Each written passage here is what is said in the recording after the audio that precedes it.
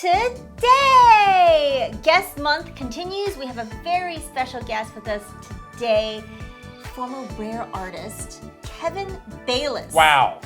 How did you pull this guest? I don't know how he came onto our little humble podcast. I don't know how it happened, but it happened, and he's amazing. He really is, and he is prolific.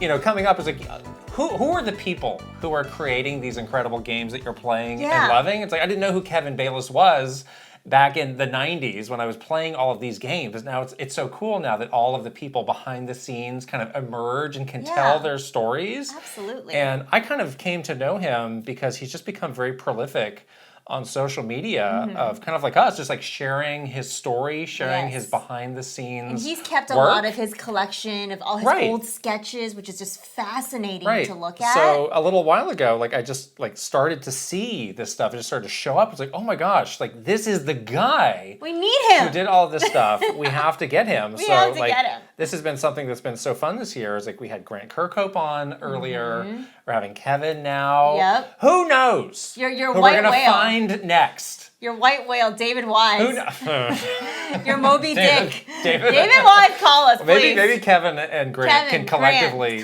put in a good word. Yeah, no kidding. For us. We got to complete the collection. I love Rare. I love this era of Nintendo because it's so important, and nobody knows. Nobody when we were there had these stories. No, they did not. A lot of people, there were a lot of eras that were covered by different people. Nobody had these stories. So this is us getting them firsthand. It's so exciting. And Kevin just had a plethora of stories to tell. Yeah. Not only about, the incredible characters that he created, including Diddy Kong, hello, but also just about that era of Rare that is so interesting and so... I don't know, it's iconic part of video game history. And it's an era that is extremely over. So over. That era is over. So you just have to rely on these people that were there to share those stories and keep that alive. That's an important part of it. That's right. Know? It's great. I have returned. I am back. Oh, yes, much you're to back. Your... Relief? You really didn't think you were going to make it. Every day I was fighting for my life, people. Well, you had the gloom and doom about this Nintendo Direct or something, and it never happened. So we do have to. I need you to acknowledge that. I have to praise the Direct gods for. No. I didn't get this is Miyamoto. There's going to be a Direct in 10 minutes. Every day. Thank God. Every day around the time I was going to bed was around the time that they would update. It was like 6. It was like 6 or 7 a.m. over here. So I would always check. It was is today the day that you have to stay up all night? That I'm gonna have to do something unusual. Stay up all night, and it never happened. No, it so did all not this happen. all this gloom and doom was unfounded. I was very relieved because it's just been a really busy time for us. Over the last couple of months, and then we're gonna be going to Gamescom in about a week here. So things are just happening, and I was just trying to keep everything together while you were gone. Okay. But I was really glad the Nintendo Direct never manifested. I don't think we're out of the woods. I know. On the Nintendo But you're Direct. back, so who cares? I would just be really surprised if we got through the end of next week without anything. I feel like that would be a missed opportunity for them, so I don't know. Yeah. I'm just curious. There is so at the end of this week, the Dusk Bloods network whatever test? they're calling it, network test. I downloaded that's mine starting. already. Did you download yours? I haven't done that yet. I just got back yesterday, so I haven't done that. Yeah, so that was pretty. That was great. I was really glad they let us do that early because it starts on Friday. Yeah, it starts on Friday, so they give you a code in your little email thing. Okay. It was easy to download. Everything worked. More fun with Japanese websites. Always entertaining and always an adventure. Confusing. I really had to accept my verification multiple times. It's where are you from? What language are you? Yeah. Every time I go there, it's asking me again. I'm like, don't you know this about me already? Anyways. So there's also some people who've been saying Dusk Bloods previews are coming out. That could be a great time for whether it's an overview trailer or something else, some sort of a big update. We said that. I still continue to think that's a strong that's a big opportunity. Possibility. The Zelda stuff, who knows? Maybe that's going to come. Maybe that will come later. But it's gosh, if Dusk Bloods is really happening this year, like they keep saying it is, it's time to start making a big deal out of that. It's just so interesting to me that Nintendo's two sort of biggest holiday games just it's so late in the year and we don't have a lot of information on either. Well, what you don't understand is the decks are not yet clear. I see. We must continue to clear the decks. No. There's so many decks. Get to scrubbing. We need to clear that deck. We have to clear it. We have to scrub it. That's what you fail to understand. I see. The decks continue to need to be cleared. Okay? We'll get going. Okay. Start clearing some decks, people. But yeah, we'll see. We'll see what happens. Yes. I guess we'll just be on alert for the next little while until otherwise noted. I do have something for you from my travels. You do? I do have something for you that I think you'll be so excited about. Oh, you did come in with a big bag of it was like Santa Claus. It's shaking. Christmas It's shaking. morning. What's happening? Here it is. This is I need you to build this for me. Thank you. I want to. Not this again. Oh, this is actually pretty cool. Last time I came back, I found the Machop version. Right. This is the Machamp. Blokies? What the heck's a Bloki? I don't know. Blocky? A Blocky? Blocky? Blocky, probably. The Fantastics series. And you built that for me. This is a pretty nice box. And that was, I think, very challenging to build. And this is a bigger box, more pieces, I'm sure. But maybe the pieces are just bigger. But look at all the stuff you can have him do. Yeah. He's punching, he's flexing, he got different hands. Open hand, fist hand. The other one had that too. Like it had little props for like the rocks. Breaking were rocks, flying. yeah. Oh, you could kick the thing? What? He can kick? That's a punch. That's his another lower. arm. He's got forearms. He's got forearms. You see, that's what's cool about Machamp. All right, I like this box. It's very nice. It has like what is it called? Like foil lettering. It's fancy. Okay. Yeah. Well, we'll see what happens. There we go. I build it. I keep it. I have something else for you. No, it's going to go on my Machamp shelf, which is now becoming multiple Machamp shelves. We're coordinating to one shelf. Here we go. Finally, it's happening. Oh, thank you. I asked you to bring this. You are playing. Thank you. You are finally, months and months later, playing Pokopia, your own game key card. I need that back eventually. Oh, this is a game key card. That's right. Sure is. It sure is. That's lame. So again, don't get on that airplane without having downloaded your game key card. Well, this is why I wanted it a little early. Yeah. I wanted to just kind of get everything ready because I do want to play this for a long time on the plane, but I kind of want to get started a little early too. Good. I'm excited. I'm terrified for you to play this game because I confided in you recently about this. I was like, I think you are setting. This has all been a setup for you to say I hate this game. That's not true. I think this has been the long con, which you love to do. I don't. The build up of months and months and months of when's it going to happen? I just don't have the time. The time's not right. Oh, the time's right. And guess what? I hated it. That's not true. I think that's what's going to happen. My heart is open. We're going to come back from Journey and be like, this game's trash. My heart is open for a ditto. And I think that's going to be a dark day for many of us. It's going to ditto my heart. I don't think that's good for your heart. Well, I need another one. Your heart's going to morph into a Pokemon? Into a Pokemon? Okay. It's going to have a creepy smiley face on your heart? That's cute. It's not. It is. Blood just sloshing everywhere. No. But yes, I am excited to get started with Pokopia, and I think this is the right time. Now, I do have a little time now, and I was saying that we have a little time. But Final Fantasy 14. I'm still playing that. When we talk about it in the games we're playing. Your lifelong MMO. I got some free time now. It's incredible that the free trial has 400 hours. The hours just keep increasing. It started with 200 hours. And then someone else told me 400 hours, and then someone else told me 1,000 hours. How you go about it. Right? How do you give someone something for free for thousands? It's about hitting a level. Isn't it level 80? That's the limit. I mean, how you could take a long time to get to level 80 if you want. I mean, that's a lot of levels. It's a lot of game. It is. Anyways. Wow. But as you mentioned. What's wrong with you? You're not great with time. We're not going to Germany in about a week. We're going to Germany in about 3 days.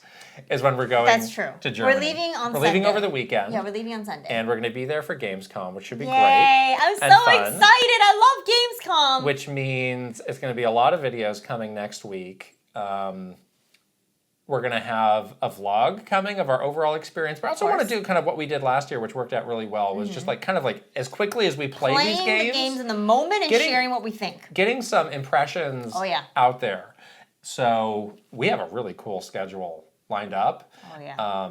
So I don't think we can do that for literally every game that we see, but we're going to be crashing that Nintendo booth. And look, I don't believe that lineup that they put out there is the final lineup that there is. You think so? There's still a chance that something else is going to There's still a chance for something. I don't know. Again, this is a big opportunity going from. True. And now all these people are doing this crazy stuff where it's like, oh, we're starting at Gamescom, and then we're going to PAX West. That's right. Our poor friend Chad. Our poor friend from Square Enix, Chad Kinselmo, who now is a bigwig over at Square Enix. He was detailing this. He's on a world tour. Literally around the world. He started in New York, he's going to go to Germany, then he's going to go to Seattle, and he's going to go back to LA. No, then he has Tokyo Game Show. Oh, so he literally is going circumnavigating like Magellan. He's like Magellan? He's like Magellan. On the Ponce de Leon or something. Launch boat of Square Enix. He's going the around. Launch ship. He's going around the Horn. Okay. Cape Cod? No. No. Oh no. The Horn. Not Cape Cod. Cape Cod. Cape Hope. Cape Hope. Is that what you mean? Yes. Cape Cod. Wow. Okay. I'm not really good at geography. Okay. But it's going to be fun. We're excited to return to Gamescom, have a sausage, have a beer. It's going to be a great time. It's going to be a great time. It's a huge show. So we have a busy schedule. At least we're a little bit better equipped to navigate. Well, now we know what we're getting into. The show this year. We do. Yes, and we're going to Jeff Keighley's presents the Jeff Keighley opening night. Opening night live. Live presents Jeff Keighley. Jeff Keighley once again will say Guten Tag. Oh, he which will be the highlight of the trip. Although it's at night, so I don't know if you're supposed to. I was literally thinking about that the other day. I was like, is that actually what you say? Because that show starts very late. It's like 8 p.m. It's like 8 p.m. It's not Guten anymore. Well, Guten means good. Oh, it's like, then it's not good day or something, it's not, you know? It's not Tag. Guten something. I don't know. I'm not German. Guten Nacht. Guten Nacht. Nacht. Maybe that's it? I don't know. Yeah. We should be careful. I don't know. We should maybe learn more German. Almost time for Kevin Bayliss. You know, though, we got to shout out our sponsor. This episode is sponsored by Notion, which is where all your workplace happenings come together in this incredible place. Really can get a lot done with Notion. Well, we were just talking about how busy Gamescom is. One thing we've been making for Gamescom is our Gamescom schedule. Oh my gosh. Which is this crazy document that details like where each meeting is, because Gamescom is a huge show. Guess where we're organizing all of that stuff is on Notion. And it's so nice because we can share like a workspace and share the documents easily. It basically organizes all of our stuff, and we don't have to like fuss around with it, which is great because we're very busy. We don't have time to fuss around with it. It's a connected workspace, and that's the thing that's nice. It's like, okay, there's only two of us, only one of us if one of us is on vacation. So it's like, what can we do to make it feel like there are more of us, or like the proverbial Machamp that we have multiple hands and arms springing forth from our body to just work endlessly. Yes, and that's what That's what Notion turns me into a working Machamp. Okay, is what I would say. I mean, you could say the unofficial the unofficial mascot of Notion could be a Machamp with many arms. Yeah, and it's also it's so nice because it's eliminating the busy work. The busy work is the worst part. It's like so time consuming. Notion's just like, don't worry, I've got this taken care of for you. Yes. Help you move faster, cut friction, and cut costs by consolidating tools and staying aligned. We must stay aligned at all costs. Yeah. Yes. Yeah. We were at risk of misalignment last week, but it didn't happen. There was a time zone misalignment. But the work... There's no the time zone is not a misalignment. The work was aligned because of Notion. Yes, it was. Learn more about how Notion can support your business at notion.com/Kit and Krysta. That's all lowercase letters. Notion.com/Kit and Krysta to try Notion today.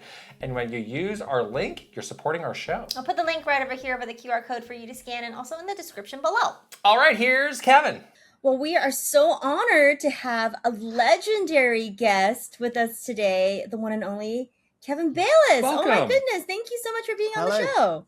It makes me laugh when people say honored. Sorry, I'm a nerd. So I mean, just the same as you guys. we all like video games. That's all we are. But I was just a video game artist that got a lucky break. So please, I'm really grateful to be here talking to you about it. So. Yeah. No, it's incredible that we're able to speak with you and really dig into an era that we are so fascinated by and always so interesting to learn more about. And maybe just a starting point for our conversation is like, how did you get started with Rare all those years ago? Okay, so I was already familiar with the games that Tim and Chris had made prior to the company becoming Rare, but unknowingly. In the UK, there was a big campaign to get people into using home computers. Because you had consoles over in the US, you had the Atari and everything like that, which we did get over in the UK, but there was a big push to get people sort of educated with be savvy with computers. And some of the little home computers, of course, all of the kids pestered their parents for a computer because it's going to help them with their schoolwork. But as soon as they realized that they were actually made great little games consoles, all everybody did on them was play games. But for me, it was slightly different because I did kind of delve into experimenting and trying to create my own little cartoon graphics and things like that on them. So I was drawing little pixel-based sprites and things like that, little characters that moved around. But I'd done this for a while, and I decided I wanted to work in video games, but my parents didn't know. Nobody really knew where to send me. My careers officer didn't know where to send me, and I was only 15 at the time. And I left school at 15. All I wanted to do was art, and I couldn't get a job because I was too young to have a national insurance number, so nobody could employ me. My dad took me around all of these factories, taking me to places to try and get me working because he didn't want to see me spend another summer playing video games in my bedroom. And I'd use that time because I hadn't got any time. I couldn't work. I'd got a few weeks left before I could decide to go back and do my further education at school if I wanted to do that. But my friend actually started a college course doing computer studies. So I enrolled for that. But in the meantime, I continued to just create artwork and put it onto what was an audio cassette to save it. That's how you saved all of your data. And I sent my pictures and demonstrations off to different companies. And I started my college course, but I wasn't that disciplined by then. I'd had it with school. I was fed up to put my hands up to ask questions. And the course that I was doing was actually exactly what we'd just done for our exams at school. So it was I was getting great results because it was basically the same course as my O-level computer studies. But then I got a response back from a couple of companies, and one of the companies was this company in Twycross. This guy called Tim called me up. I knew the company was called Rare because I'd sent it because it was a local company. But I hadn't really thought about who they were or where they were located. And they turned out to be about 8 miles away from my house. Wow. And Tim called me and says, we've looked at your stuff. Would you like to come for an interview? And I had my heart set on another company called Elite, who I knew of and I knew where they were based. And I thought, I'm going to hold out for Elite to send me an offer. But my parents said, well, look, we can take you and drop you off at this farmhouse in the middle of nowhere because it's on our way to your grandparents. And we'll leave you there while we go and see your nan and granddad, and we'll come back and pick you up. And so we agreed to do that. And then when I got dropped off at the company, it was a sort of Georgian farmhouse in one evening in December 1987. This guy welcomed me into the studio on the ground floor and showed me a few things, and then went upstairs and pulled out this great big rack with all of this artwork, similar to bigger than the stuff that I've got behind me there, but it was all of the airbrushed artwork which had been used for the front covers of all of the games, which I'd been playing for the last 5 years in my brother's bedroom. And as soon as I saw all of these covers, I thought, oh my God, you guys, you are the people that did all this stuff that I'm playing in my brother's room when I creep into his room. And he showed me around the company. There was a couple of other guys there late that night, as usual. And then my mum and dad came past about an hour later to pick me up. And they showed me the company, and they got me to sign a non-disclosure agreement. And then I think they gave my parents a letter or sent a letter over the weekend, and we arrived at home, and it was just offering me a job. And I started there sort of maybe the 10th of December or something like that in 1987. And that's how I got into the place. So I was quite lucky that they were quite close, but also I think had Tim not have shown me this, if it had been any other company, maybe I would have said, yes, I'd like to work here. But as soon as they showed me all of that artwork, I was sold anyway. And they showed me this crazy machine called a Nintendo, which I'd never heard of. Because I was all Commodore 64 PC or games, the computers that we were familiar with in the UK, or Atari. And I couldn't even remember the name of it. And I told my friend when I went back to college the following week to tell them at college that I was going to quit the college course, where I was going. Told them that Tim had showed me his Lamborghini and everything like that, which they did just to, I think that sealed the deal for my mom and dad. They knew that they weren't literally messing around or playing games. We were making games, and there was actually an industry there. And I quit the college course and I started. And Tim showed me the ropes that year. And I can remember listening to Belinda Carlisle and Michael Jackson on the radio. And the very first day I was there and what was in the charts at the time. So it was just a real big impact on my teenage life. That was incredible. That's an amazing story. So you were kind of there in that era where they were working on like a variety of licensed games, a variety of original games, kind of leading up to Donkey Kong Country, when I think things exploded. Like, what was there any indication you had along that stretch of like, oh, we're heading towards something big for us as a company? I think when originally it was as you said, all licensed projects, licensed products, like Beetlejuice, Roger Rabbit, and I was quite happy doing all of that stuff because you got to see style guides from these wonderful movies, meet WWF wrestlers, that just all this kind of stuff, which a 16-year-old kid from the UK never saw. I'd never been on an aeroplane, but they took me and it kind of opened my mind a little bit, and so I knew that it was, the real deal. And I was meeting all of these different people, and chairman of Nintendo, Howard Lincoln, and Mr. Awakawa from Japan, and then Joel Hochberg, who was our American associate. And so my life kind of got a little bit more sort of showbiz and a bit more exciting. And so I think the Batman film was with Michael Keaton was released, and it was around about that time that Tim and Chris decided they wanted to have, it's time we moved on from the licensed products now and had something of our own. We need our own Mario. Yeah. So I was asked to come up with some characters for a platform game. And as I was such a martial arts fan and a scrolling beat 'em up fan, I came up with these characters called the Battletoads. Wow. They were pretty roughly drawn. They were originally called the Amphibians by me. And they weren't based on the Ninja Turtles. It was just complete coincidence. They were very similar. And somebody at work showed me the turtles.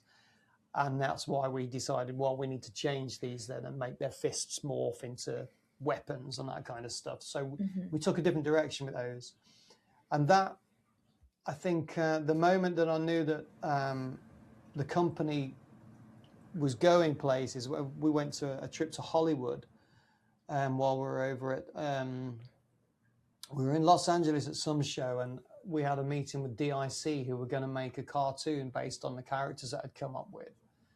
Wow. And I thought, well, we've done film licenses and now we're having a cartoon made, and this game we've got, it's going to be the next Turtles or something like that. And it never really was. But it didn't do too badly, and I was really pleased that something had happened with it. But then we moved on to the Super Nintendo now, and the whole production for creating graphics, the whole pipeline changed because you needed more colors. We couldn't do it on paper anymore as we'd originally done when I first started there, which was real sort of like organic, old-fashioned analog process of making graphics. And we moved on to an editor, a small pixel editor to create graphics with, and we digitized pictures that we drew. And it was still kind of half analog, if you like, because we would draw everything first on paper. But then I walked through Tim's room one day and he'd got all of these brochures for this 3D technology. And we'd only just started really working on the Super Nintendo with this pixel editor. And I thought that Tim was really sort of jumping the gun and thinking well beyond the Super Nintendo. I thought this is another one of Tim's fads, because he was always coming up with ideas, inventions and stuff like that. I thought maybe this was something personal for him. But he showed me what it was, and I can remember seeing lots of green wireframe Formula One engines and things like that. And then we started looking at show reels of TV ads, which had never really dawned on me before. I'd never really thought that they were graphics or CGI, because I'd never really seen it or questioned it until some point on the video. I remember going to see a movie called The Abyss. Yes. And there was a fantastic scene where this water sort of snake morphed into the actress's face as she looked into it, and it sort of mirror imaged her face, and it was just incredible. And I thought, this is superb, and this software can do that. I don't care how we're going to get this onto a Super Nintendo. I just want to play with it.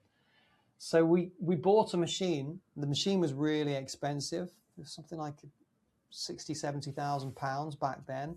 The software cost around the same amount, and we had it put into a room downstairs. But we're also moving the company around at the time in this farmhouse, and Tim decided to move into this room above me. And then, of course, a new machine came out, which was faster. And so he said, well, you keep that one downstairs, Kevin. I'm going to go with the newer, smaller, faster machine. So he did that.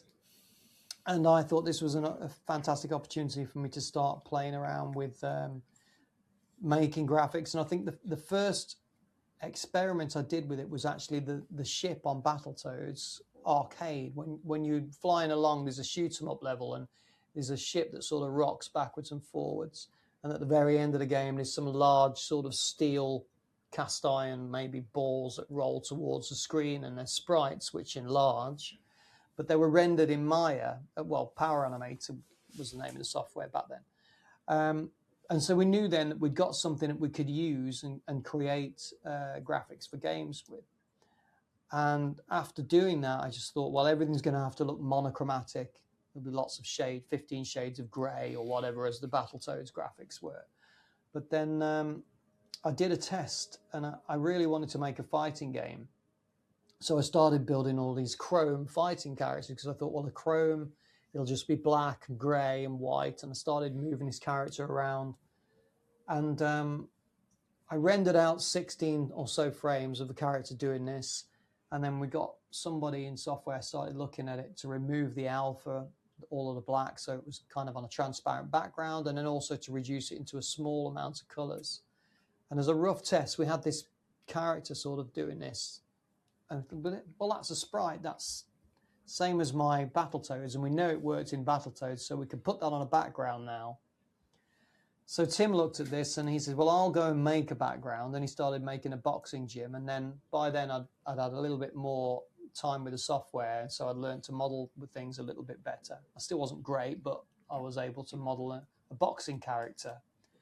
And so I put this boxing character together, and Tim put the background, and he moved the camera from left to right, and it all moved, all the perspective moved, which looked very different to all of the parallax style scrolling that we'd seen on games which were made up in 2D layers before, because everything actually moved as if it would in real world.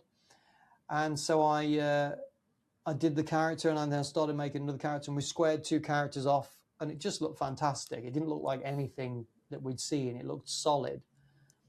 And it was around that time that I think Nintendo were looking for, they already owned a company stake. I think they owned about 12% of Rare at the time.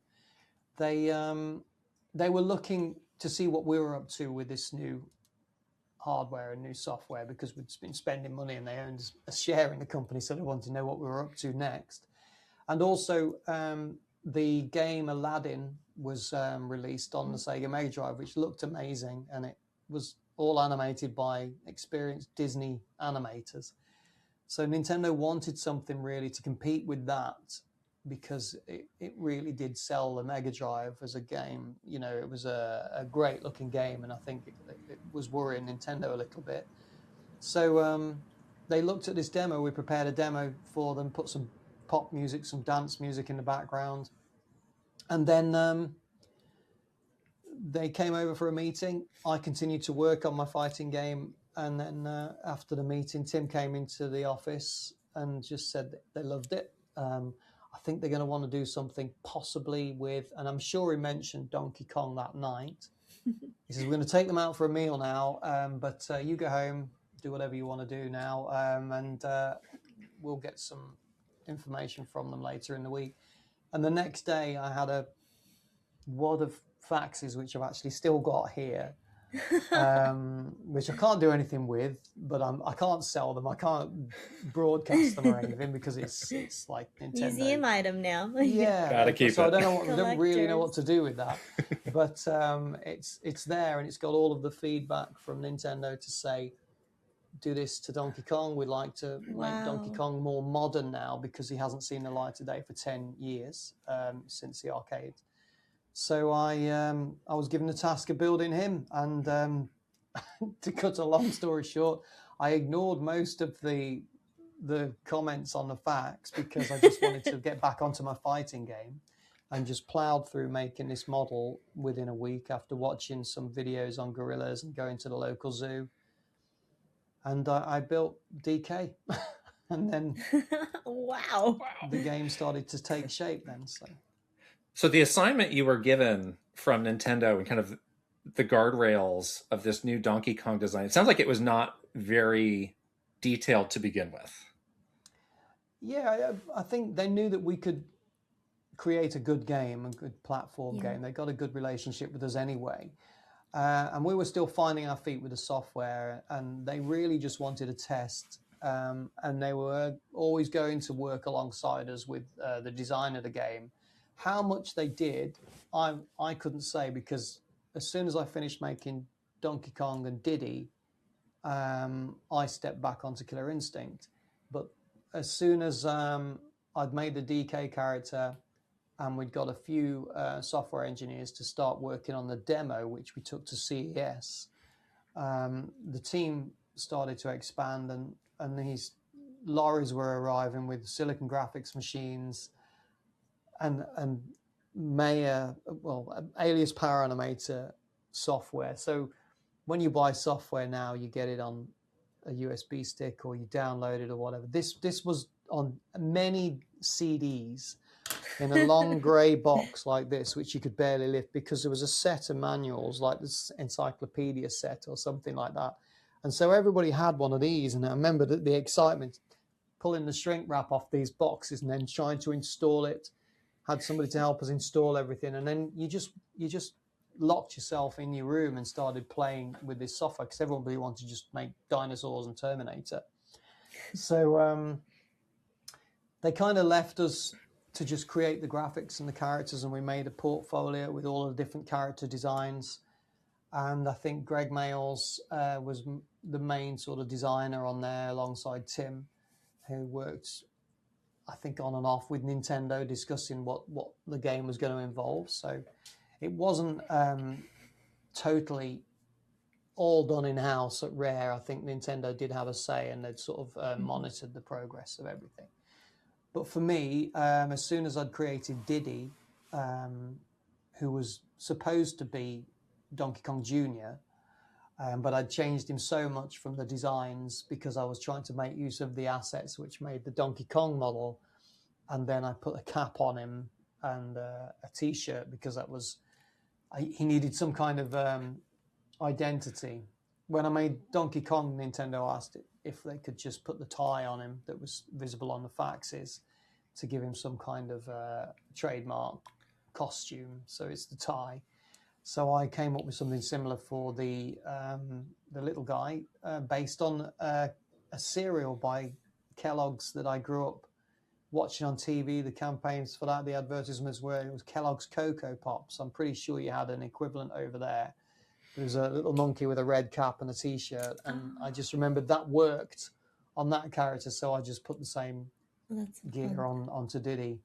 And he had a tail because I know Greg wanted to kind of make use of that as a design feature, maybe swinging through the branches and stuff like that with him. So by the time all of those features have been implemented on this new model, Nintendo looked at that and said it's not Donkey Kong Jr., but we do like it, so we'll introduce it as a new character. and maybe secretly because it was all very new. I think Nintendo are very wise about risking launching a new product with an existing IP. So I think, Diddy Kong didn't appear in the Mario Kart game, and Donkey Kong wasn't in Diddy Kong Racing. I think they wanted to make sure if a game didn't do so well, they were reducing the amount of risk by only putting one character in there. So I think for them, it kind of worked out well that DK Jr. wasn't in there, and we had this brand new character. But I never expected it to have sort of evolved and still be a character today. That hasn't changed so much from the original back in 1993 when I was creating them. So yeah, I'm still amazed that I'm talking to you about that kind of stuff now. So it's amazing. And this kind of broader Kong family that was introduced in the game, was that something Nintendo was specifically looking for, or was that just like, okay, we've created Diddy, it seems like let's keep going? I think we were big on having stories and supporting cast. And we wanted to build that universe, and so it was quite easy to take that main structure of the ape's face or the monkey's face and just build on it, put a different hat on, and create Candy and Cranky and everybody else. So, and I think our sense of humor, our British sense of humor, we wanted to have the puns and the jokes and stuff like that in there. So you needed more than just one character and his sidekick, and also for the different characters that you rode around on, like the rhinoceros, Rambi, and all of those other characters. They were very easy to put together because you'd only got a small resolution for the Nintendo, and then when you'd only got so many colors and a very small resolution for your actual character, you had to kind of enlarge those features. And if you were starting to try and make things look too realistic, it just tended to look a bit dead, and you didn't pick up the eyes. So we'd have these big bulging eyes. And so it was kind of like building things from plasticine or clay. I'm not quite sure what you call plasticine in the US. It's a brand name in the UK. It's like you would just roll a ball and then stick another ball on that. So you'd have a white ball with a black ball, and that's an eye. And you would push those into your model, and that would basically look like the characters, because we were doing that digitally. And so we were ending up with these characters that all had this sort of coherent style throughout, because we were building things in a certain way so that they read well at a low resolution. Do you have a favorite? Do I have a favorite? Yeah, of all the ones that you worked on? I do like Rambi. He's a nice I love character. Rambi. So... But I still think Diddy. He turned out quite well. I wasn't thinking very too iconic. hard with him. He just happened. So yeah. Can you talk a little bit more about this transition into the 3D space? Like, it sounded like you were directly translating some of your 2D art into 3D. But did you have any moment of like, am I going to be able to do this? Is this? It's a huge transition, and at the time, like. There were no experts really in that field. So I'm just wondering, like, what was that transition like? It was a learning process. I've just noticed my camera's tracking. Is that okay? Or do you want me It's fine. Oh, it's totally fine. No worries. I just noticed it's looking at your great artwork in the background. Well, I bought a new camera a little while ago for streaming, and it took me by surprise the other day. I moved over there to draw something, and it followed me. It was interesting because when I built the DK character in particular, I was actually explaining this on a stream the other night. You were so used to drawing things to fit in. It stopped now. You were so used to drawing things sort of head on or from the side in sort of orthographic view, because that's why it's every time I lift my hand up, my camera thinks I'm telling it to track me. So I'll stop. So if you have a character on an NES or a Super Nintendo, you were always kind of wary of how many 8x8 sprites you could use. And if it jumped onto a platform, you wanted it to fit neatly into that zone, that hitbox area. So if you imagine your character's made up of, say, 4 8x8 boxes tall, sort of same sort of ratio as your mobile phone, and you'd sort of box it off like that, 2, 2, 2, 2, and you draw your character in that, and you try and fill that space as much as you could, because it meant it was immediately obvious what your hits, what was going to connect with something, because it had a square hit around it. And so that was also important when you made a platform. If you're going to jump to a platform, they were built out of blocks of characters which were already a grid, and so you wanted your character to be the right kind of proportion, and it needed to be clean. So when I started building DK and I drew the picture of him, there's a picture floating around of him, and he's got big front arms like this, and he's very sort of compact and almost like a cube. I drew that specifically because I thought, well, he needs a 2.5D perspective on him, and so we like to see the feet maybe, so he isn't completely flat. So we want to see the tops of the platforms. And I drew him in a certain way, and then started modeling him from the side. And you would draw a front and a side profile of your character, and you'd start building that in an orthographic view. But then it never really occurred to me that when you rendered it, you could move the main camera, which is pointing at your model, to generate the picture, and changing all of your light sources around. And that would then instantly move your platform, which was like this, to this. And so again, with DK, my character would be standing up like this, and then he'd develop all this perspective. And so his arms and his legs and his feet were tucked beneath his bicep or his chin, because the camera angle was changing. And you thought, well, this is great. You can really get the best angle, and it still fits within that little box that we need it to be in. So that kind of changed your method of modeling things, because you were so used to drawing things so that they fit. And if I drew a character too long, sprites would disappear on the NES, because it could only handle 8 sprites in a line. If another one came along, a sprite disappeared. And so if I drew a long character, the main software engineer on, say, Battletoads, Mark Bettridge, would always hack the tail off and say, you're not having this sprite here, it's too many sprites. So I would always be mindful of that when I was making my characters, and try and keep them kind of narrow or compact. But we still had that, we could still make them look great, but then move them into this box. And so even though DK ran along and you had a much more powerful machine on Super Nintendo, graphics-wise, you could get away with a lot more, because the perspective was doing a lot of the work for you. I think the only problem that you encountered was animating things was a lot easier in some ways, because you set a keyframe and the computer would automatically move and render all of those frames in between. But in particular with Killer Instinct, when I was making characters move like this, to get a character to do that without their feet floating up and down off the ground, because they were just literally an armature, that there was a skeleton with inside a model, and when I rotated a knee, it moved the foot up and the ankle up, and so then you had to push the whole character down to look like gravity was still holding him to the ground, until I started introducing new features which allowed inverse kinematics and stuff like that, to allow springiness and hinges, and so that you didn't have to worry about that. So as the software got better, our job got a lot easier. But the main difference was between drawing stuff and modeling stuff is, when you wanted a character to reach something, if you were drawing it, you just did it. You could cheat. You could draw those extra pixels or make something extend and cheat.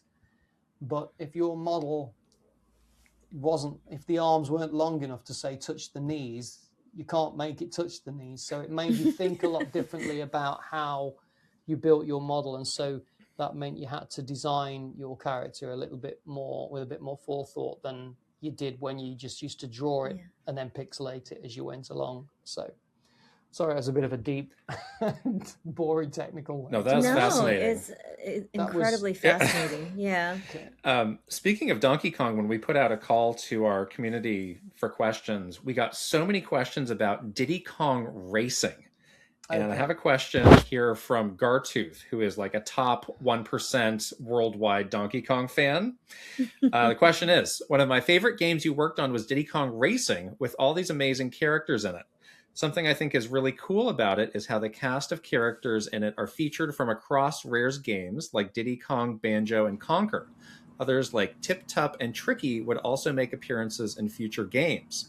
Was that something that was a consideration during the making of the game, that many of these characters would eventually branch out into future games? Well, Diddy Kong Racing in particular was, it didn't start off as a Diddy Kong Racing game, as you know. It was originally called RC Pro-Am or Adventure Racers before that. But we needed a set of characters, and all we wanted for that game was a set of cute characters, but it was going to be incomplete without a villain, because the whole thing, with it being an adventure, there had to be a goal there rather than just racing and winning cups. There needed to be somebody to beat, someone to defeat, and maybe someone to rescue or whatever. So the story kind of evolved a little bit. Lee Schuneman was actually in control of that. I just gave him the character designs that he wanted, and just concentrated on making them look right for the game. I think it would have been nice to extend that and have a sequel. And also we did try, when we started working on Dinosaur Planet, to move Timber and put him as a protagonist again in that game, and then build a universe around him. But yeah, I think we still wanted our own characters that people were going to associate Rare with, you know. So we got the Battletoads, and we were working on Conker, and we were working on Banjo, who had got their own sort of franchise, their own IPs. But the island itself, Timber, it's still always Timber's island to me, not Diddy's island. So I'd love them to sort of revisit that and maybe take that in another direction and expand on that whole story a little bit more, and bring Wizpig back. So, absolutely. You can't beat me. Whoa! Wizpig's with us. He's always with me. He's always with us. Yes, yes. I love it. It's just so clear from the time we've been talking about your passion for Killer Instinct, and like, you know, immediately talking about TJ Combo being the first character with the boxing ring. I see behind you B Orchid, who as a teenage boy when that came out, I'm very appreciative forever about B Orchid being in the game. Who's your favorite Killer Instinct design that you created? I would say Fulgore. Yes, because he was the one that I spent the most time working on. It was he was originally a ninja. Sorry, I'm just messing my camera so I can see you again now. Now I've turned all that tracking off. Originally, Fulgore was actually Jago with a ponytail, and when I started pixelating ninja characters with ponytails that look very similar to Ninja Warriors, the three-screen, because I remember there was a lovely blonde-haired ponytail ninja, and everything seemed to have netting. It was like a pixel on, a pixel off, a pixel, and it kind of made everybody look like they got this netting on them. And so I made a character like that in 2D. I pixelated it, but then one of the first things I wanted to create when I was making the 3D characters was that. I thought, well, I don't need to draw this anymore. I'm going to build my ninja with the ponytail and the netting on. And it started to look more and more and more like the Predator, especially as it had the netting on it. And I loved it because I loved the Predator. And then I'd given it this mask because I didn't want to model a human face for it. And so it was supposed to be a space knight. But I ended up taking the Jago head off and putting this ninja mask on, which eventually became a metal face with red eyes. And I kept the ponytail and put tiger stripes on it. And then we removed the netting from there because it was glitching way too much. When the character moved up and down like this, you didn't have as much control as you had doing pixel for pixel art. If I wanted a pixel to move, years ago when I did it on a 16-bit system, I drew my pixel, and if I wanted to move it, I'd turn it off and draw it on the pixel line below. But when you rendered stuff with this camera pointing it, I've just done it again. When I render stuff with the camera doesn't know that you want to maintain those artifacts. And so it would render things, and things would sort of jitter, as they called it, or blur. And so the whole netting on the character kind of turned into this noise that you would get on a TV that hadn't got enough resolution. So I removed all that and just gave them these metal panels. And to create those characters' textures back then, you had this real sort of procedural grid-like texture that you could apply to stuff. We weren't using textures that we'd drawn back then. And so you would just render stuff and look at it from the camera and see how well it held up when it was rendered up. And Fulgore just held up really well because he looked really heavy. Jago was actually one of the things everybody used to say, and again, I drew it the other day. That's awesome. I would draw every character pixel for pixel with a limited palette on the NES, and it was brown, black, and white, or dark brown, light brown, and white. I'd overlay some white for the eyes. And to keep things simple, I'd just draw my own head. And when I got to doing Jago, I just modeled my own head. And so Jago was basically what I would have liked to have looked like if I'd have been really good at karate. But it was quite funny. But when we got to Orchid, I modeled Orchid, and you see she's got flowing hair on this picture here, but on the with the software they use, I had to make this kind of basin and cut it here. So it was like almost like a basin bowl head cut. And it looked like a bob, but I was able to put a joint in it and make it rock about a bit to make it look a little bit like it was hair. And then when the next version of the software came, the hair was generated in particles, and so I could be more sort of imaginative rather than just putting ponytails or a few strands of hair at the front for a quiff or a bob cut.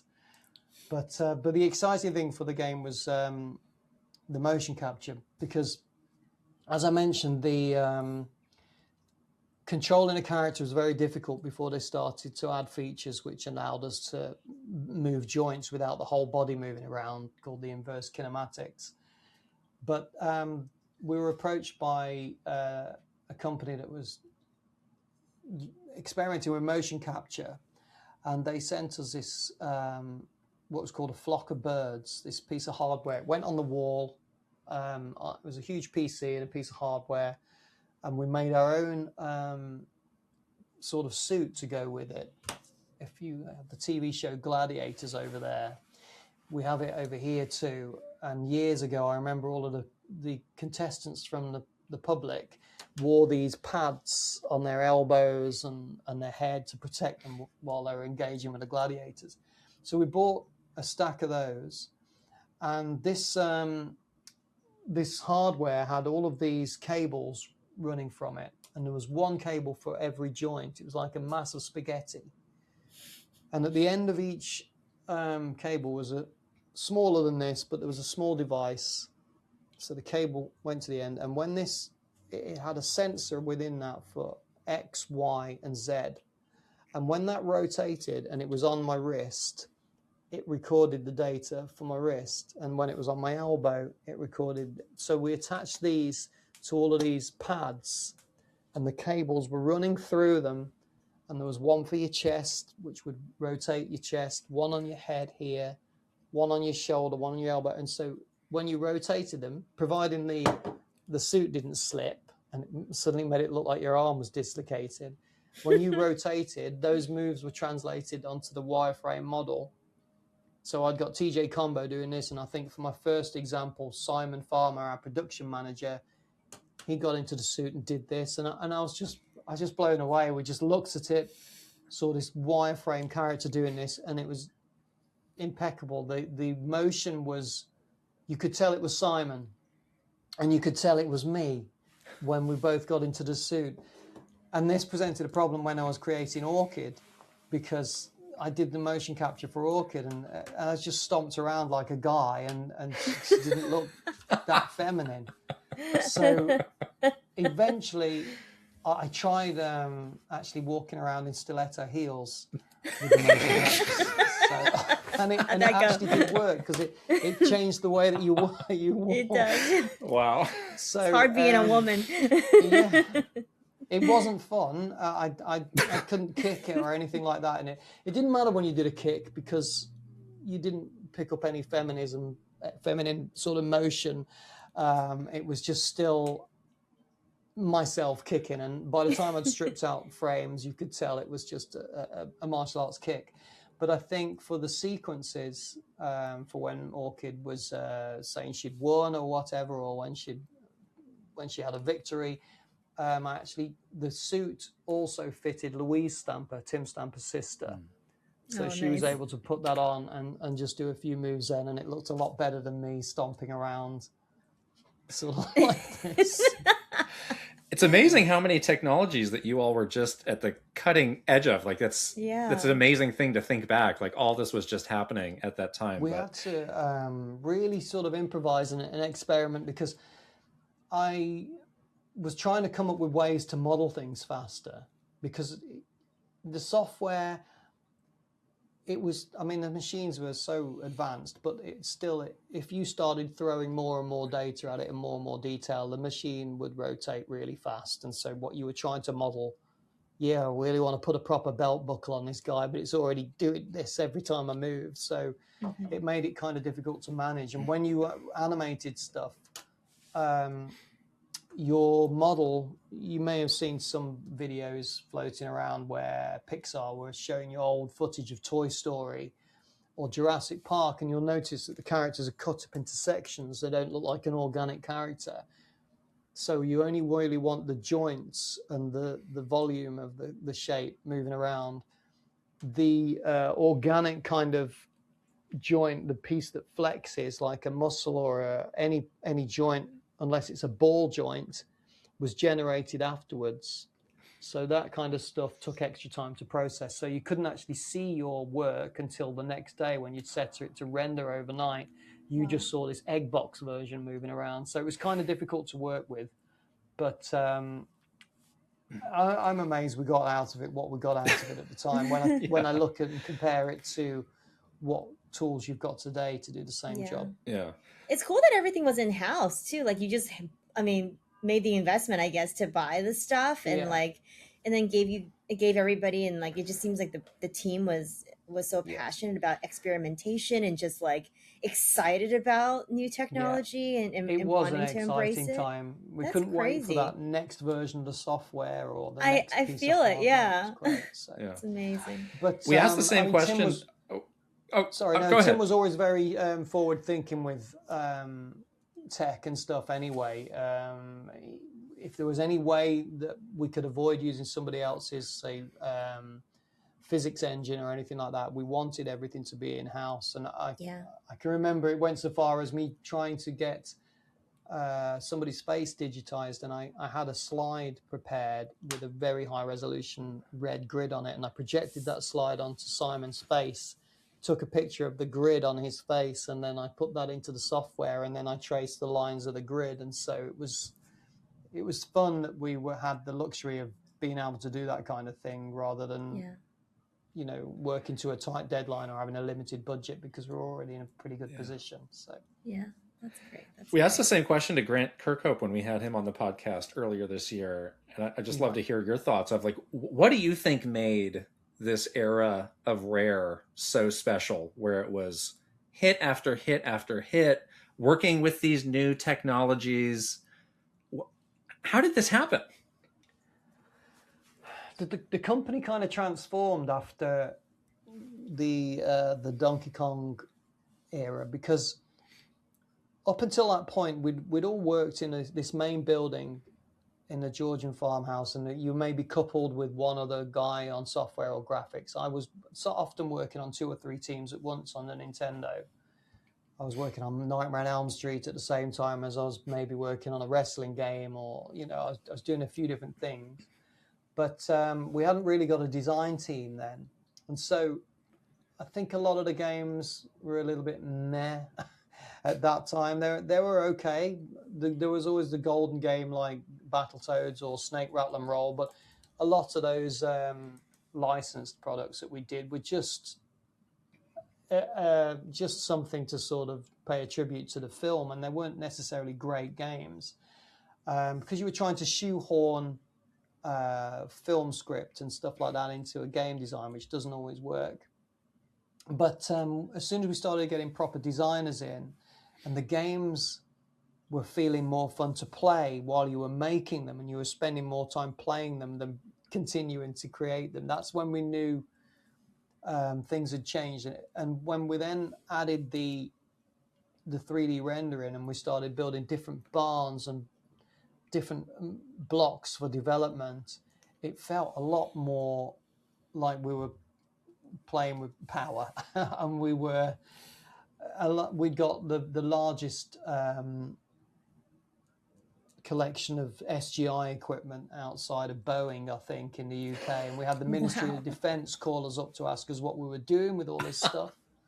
This farmhouse in the middle of nowhere. And so the local politicians and then the some of the members of the cabinet came to see, and like making games. Eventually we moved to another building, and things really stepped up there. We had the new building built, and motion capture facility, everything there was just, it just felt like you'd gone from this small, tiny company in a farmhouse where I was listening to Belinda Carlisle and Michael Jackson with Tim at Christmas, to this amazing building where we were using the same kind of software as they were using at ILM to create movies like Jurassic Park. And I think that just fueled us every day. And there was a competitive rivalry. We wanted our game to be better than that team's game, and so on. And it happened. We were, I think also because we were shut away from each other, you'd almost got several different companies. And so you didn't see the same thing twice, and the games were all unique. If there was any shared code, we'd make sure that if a team needed a compression routine or something like that to make sure that the game was out and could fit onto a cartridge or whatever, then we helped each other. But we were always mindful of making sure that each team focused on their own game, because if they start borrowing all of the ideas from all the other games, you're just diluting everything, and then you eventually end up with 5 games all the same. And through that, we got a completely different game with Banjo and Conker and Diddy Kong Racing, all 3 different teams working on N64 at the time, and of course GoldenEye. Had they have all been on one block in an open plan, I don't think those games would have looked so different. Yeah. So, wow. Here's one more question from our community. This is from Kai X. Thank you for being such a massive part of my childhood. What's something you worked on that didn't hit the way Donkey Kong Country did that you wish more people would check out?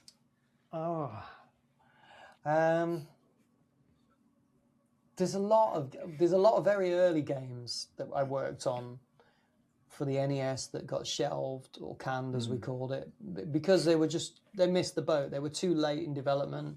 The Super Nintendo was just around the corner, so Nintendo weren't going to invest in marketing. And was it worth us continuing with that game for another 3 months if the new console was going to hit the shelves? So that kind of thing happened quite often. I would have liked to have done my Battletoads VS game. Fighting, it was like Street Fighter. Oh, that's cool. Because there were some great characters that I think they would have been great squaring off against each other. Yeah, I can see it. But yeah, there's just so many. Some games were deservedly canned because they just weren't fun. I remember one game I worked on called 55. I'll always remember that one. It was a racing game similar to Pro-Am, but there was no bends. Everything was a 90-degree sort of angle, because I'd just not really thought about putting any 45-degree map sections in. And it looked a really pretty game, but to play it wasn't great. And so we were getting to the end of the life of the NES, and so that one was shelved. Valley of the Kings was a great 4-player game, which was an isometric game with a little character like Indiana Jones, little sort of baby cute version of that running around. And that was a fantastic looking game for the NES, but that never actually saw the light of day. But I would have liked to have done my Killer Instinct 3. I think if there's anything I really would have liked to have worked on, that would have been the one, I think, because I wanted to turn that into a progressive fighting game. So rather than just VS, I wanted to have some kind of adventure element to that. So that would be so cool. Yeah. One final question. Your social channels are incredible, and it's not only that you are sharing stories of your time, but you seem genuinely interested in teaching a lot of the things that you learned to prospective artists. And I'm just curious, like, what are your goals at this point in your career, at this point in your life? You've probably noticed from talking to me that I ramble on. Once I start talking about something, you've hardly got a word in edgeways. There's hardly any questions, and this always happens when people interview me. We'll need a part 2. I'll start talking about something, and I'll start getting all passionate about it and saying, "Well, it's so fascinating, though." Yeah. So, and I did a talk a couple of weeks ago before I went to Brazil in Nottingham, and I was the same. I given a similar sort of talk to what we've just had. And people were saying afterwards that was really interesting, because I apologized for boring people that weren't interested in the tech. But there's so many tools now compared to what we used to have. It's so easy to make a game, and it doesn't have to be a AAA game, and you don't have to be an expert. You just have to know what the fun factor is, how to put that fun element in, and just make it into a game, turn that into a game. And so I got involved with giving something back and teaching. And I'm not a teacher, but I was asked by a guy who runs a convention in Norway. The convention is called Retromessa, and he wanted to try and get more video game education into schools. And so I was asked to come and give a talk about Donkey Kong and how he was made when I came over for a visit once. And the teachers loved it, the kids loved it. They got a Norwegian English lesson, so they were killing 2 birds with 1 stone anyway. And it was good for me. But then the local council got involved, and then more on a national level, we started taking it to different schools and different areas. And now they've got funding for a workshop in the town near where the convention is. And myself and David Wise and David Doak have been involved in putting together workshops there to teach kids how to make graphics, how to create sounds, and how to design. So in March this year, we went over there, and Dave took a load of kids. I think there was about 15 kids. And when I say kids, they're aged between sort of 11 to 18. Students, I guess is the word.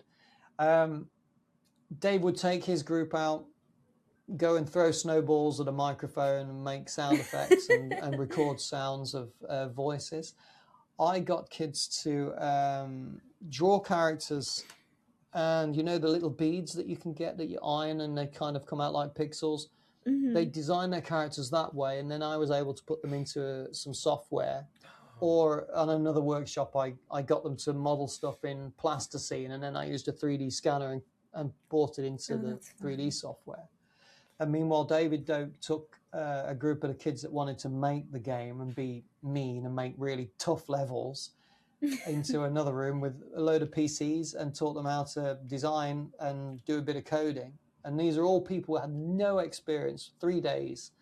And we got a little game called Ice Pop Pengy, which was a 2-dimensional game created with a game engine called Godot. So you need that engine so that we can put all those ingredients together, the music, the sound, and the design to make a game. And so we're continuing to do that. And I'm occasionally, I went again this year. I've been going to the schools and just teaching general career in video game talks and how video games have changed over the years and where we are now for a couple of weeks at a time over in Norway. So my time is split between Platonic, messing around streaming, and doing some kind of educational stuff now. And so when somebody asks me a question when I stream, I just sort of go into that mode and start telling as well how we used to do it and how we do it now. And people are interested in it, so I tell them. As you can see, I'll just tell them everything. So it's awesome. Like this is stuff that, maybe it's very second nature to you, I think, but yeah, it's just listening to this is like super fascinating and educational too, because we work in games for so long. We've been in the industry forever, but we don't see the side of it. In games marketing, it's a different side that we're seeing. So it's fascinating. For me, I'm learn about particularly lucky because when I joined this digital, we went from analog to digital, but we didn't. These changes are never going to happen again. You can make a game look like a movie now on any console, and people expect them to look groundbreaking when they look at any game that you buy now. And years ago, you had to be way more innovative. You had to try and make the best of what you'd got with the limitations of the system. And sometimes you had some happy accidents there, and you'd end up with some great gameplay ideas. But I'm lucky to have done that pencil, drawing pixels around stuff and saving things onto floppy disks, and then moving on to the 2D editors, and then using camcorders to digitize your stuff. The motion capture, the being a kind of one of the first people to mess around with a motion capture suit and 3D graphics. I'm so lucky to have had that opportunity, and then of course to work with Nintendo on iconic characters like DK. So there's a lot of stories to tell and a lot of anecdotes, but I'm really appreciative of getting the job when I got it for that era right up until now, because it's still fun making games now, but it's not the magic isn't there that I had when I was a teenager, obviously, because I've seen 1 million dinosaur feet and I've made 100 heads and hands, but I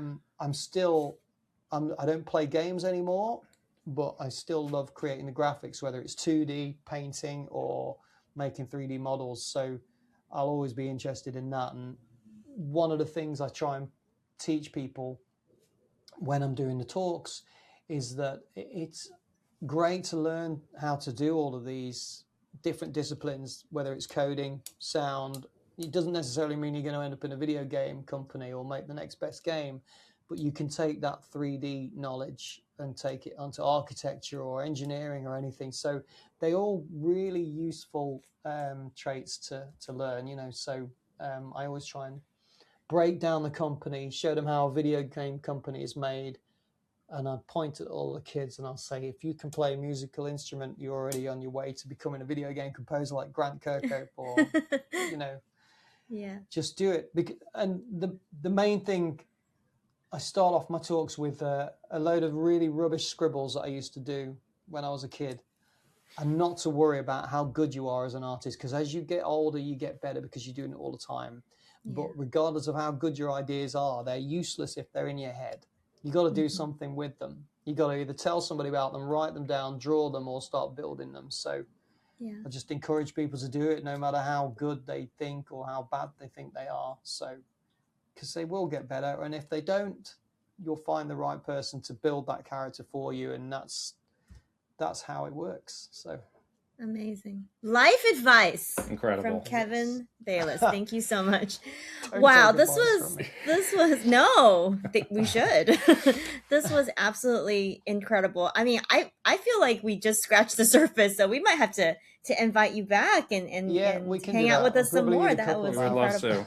Yeah. Sorry, my camera's been moving around. Every time No, don't worry about it. My camera's picked it up. He wants me to track him. Look at it go. It's kind of cool. I kind of like that. We're getting like a little tour of your background, but yes, I can walk around and give you a tour. It's not that yeah, thank you again so much. We so appreciate it, and this was a fascinating discussion, and we definitely would love to do it again soon. Yeah, we'll do it again, definitely. Thanks very much. Awesome. Thank you. And we're back. I'm not scared anymore. Okay, Macaulay Culkin. I'm not afraid anymore. I'm not afraid. As you open the door to the basement and scream. Ah! 4 years later, I'm no longer scared of you. Okay. Isn't Kevin the best? I intend to take him up on his offer to do a part 2. I know, we need it. Because I think the world deserves it. Yes, we need to hear more. We need to hear more of these great stories. I just need to settle in and just let him talk.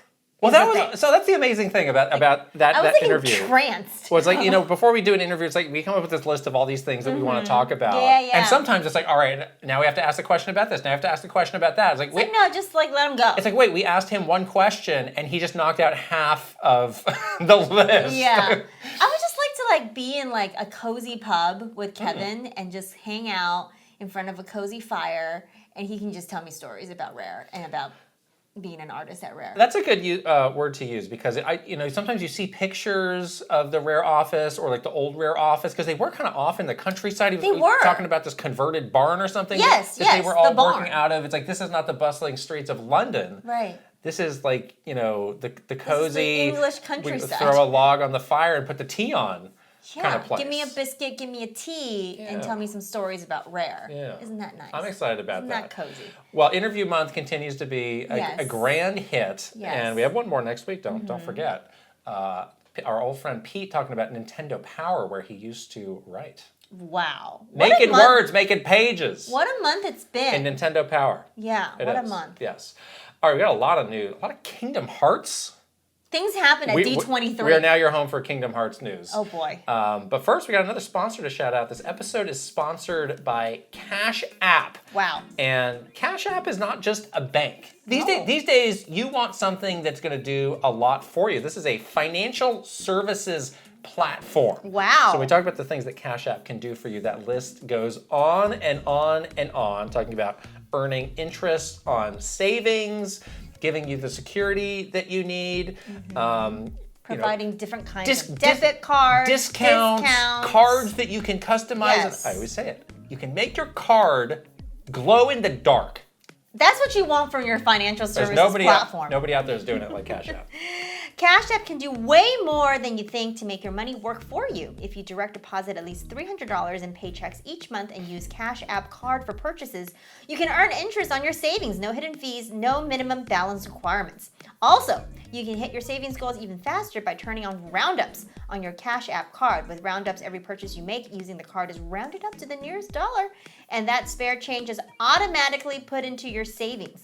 Don't let your money sit around and gather dust. Make it work for you. Take advantage of savings interest on Cash App today. Download Cash App today and make your money work for you. Visit our link in bio. Cash App is a financial services platform, not a bank. Banking services provided by Cash App's bank partners. Prepaid debit cards issued by Sutton Bank, member FDIC. Cash App Visa Debit Flex cards issued by Sutton Bank, member FDIC. And the Bancorp Bank NA, pursuant to a license from Visa USA, Inc. See terms and conditions for the Sutton Prepaid Card, Sutton Debit Flex Card, and Bancorp Debit Flex Card. Cash App Green features savings, direct deposit, roundups, and overdraft coverage and discounts provided by Cash App Block Inc. brand. Visit cash.app/legal/podcast for full disclosures. Wow. We'll put the link right over here and also in the description below. Okay, let's work into the news with a question from our Patreon subscribers. This is from Lady Katie. Hello, recently you have been talking about mobile games. I was wondering if you have any stories or thoughts on Pikmin Bloom. I don't remember hearing about it in your discussions. Thanks. Did you work on Pikmin Bloom? Well, not a lot of people did work on Pikmin Bloom because this was kind of a hands-off project for NOA, I did not work on at least. This happened kind of later in our tenure, and it did come up, and it was like, all right, we're going to be launching this new app. It's going to be Pikmin Bloom. It's not Niantic's involved. And it's like, all right, at this point, Niantic has done a lot of Pokemon Go alikes. Mm-hmm. Yes. I mean, Hogwarts, they did blah, blah, blah, Harry Potter. And like the list just went on and on of them trying to recreate the hit of Pokemon Go.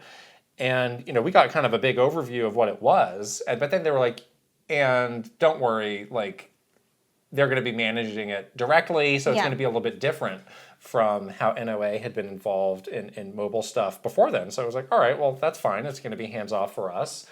At the time, I was not very optimistic about it. And it just kind of kept going and going. It's like, boy, we must be just dropping the bag for Niantic to keep this thing going. But over the years, it does seem like Pikmin Bloom has actually developed a pretty legitimate, stable following and dedicated fan base, which I find it surprising given what it is.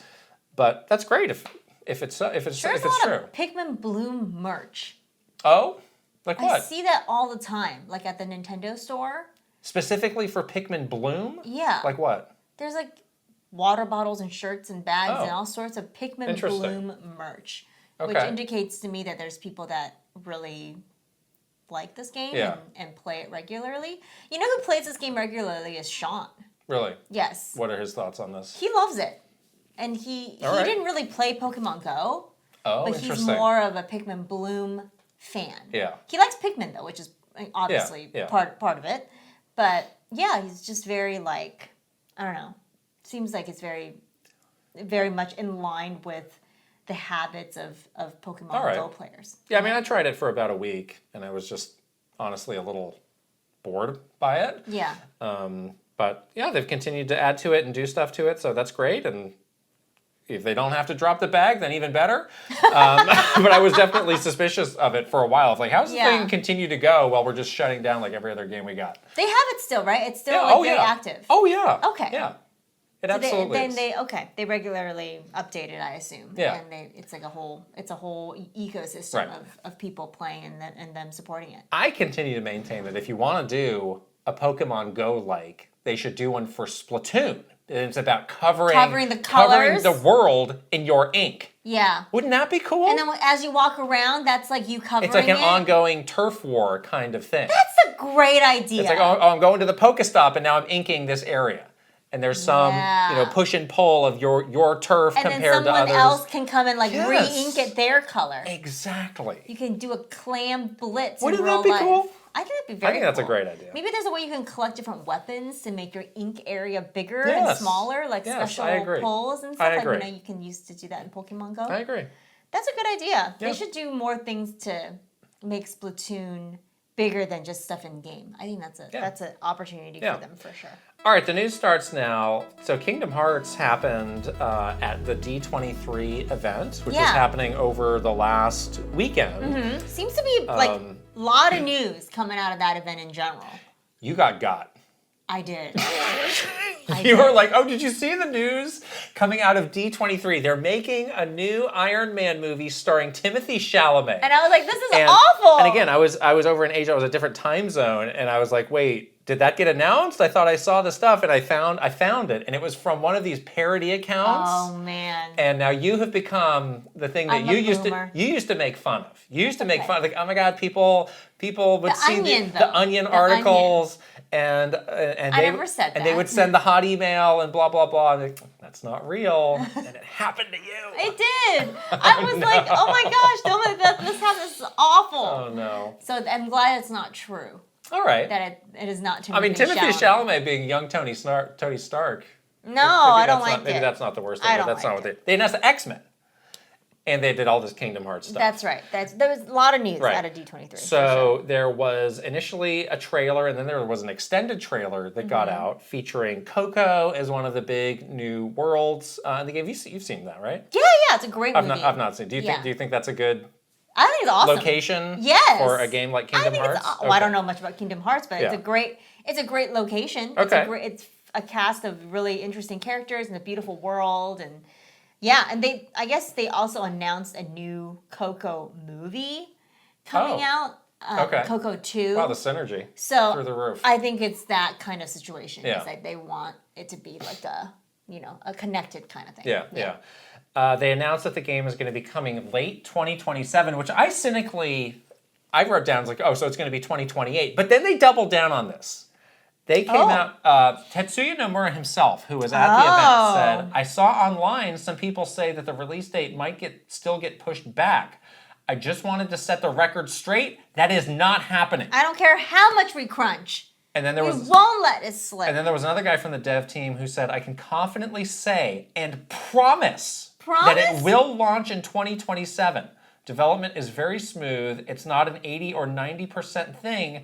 It's a 100% thing. Whoa. But, buddy, we're still in 2026. There's a lot that can happen. Bro. I'm getting a little nervous on their part. Yeah, that is like some strong language. Wow. Usually you want to go the opposite way and be a little bit like vague about it. Get the deep bows ready. Oh, man. We sincerely apologize for the promises broken. Man. I promise and 100%. These are strong words. That's what I'm saying. Usually you try to temper those kinds of expectations. But that's exciting that they feel so confident about it. Sounds like, you know, they're ready to roll. They may be further ahead than they're letting on. And maybe the late 2027 is their maybe that's their safety net. Yeah, yeah. Like, you know, it's probably going to come out before then, but just in case. It's probably on its way. It's going to be on December 31st. It's probably at the stroke of midnight. Yeah, sure.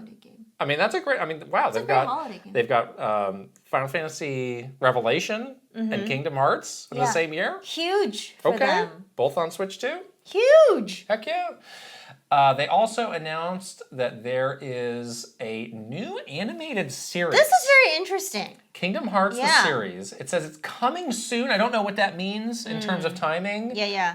Hopefully it kind of like times with the game or like right before. Well, that's not coming soon. That's next year. That's what I'm saying. Coming soon sounds like next month. Oh. That doesn't sound like or like the end of 2026. Oh, that does not sound like that to me. Well, that sounds good. If you go work your way up to, I guess. You have a couple months of this show. Going to be on Disney Plus. And, the Disney Channel is still around and kicking. It is, of course. Wow. Never let the Disney Channel Disney Channel's die. Still around, huh?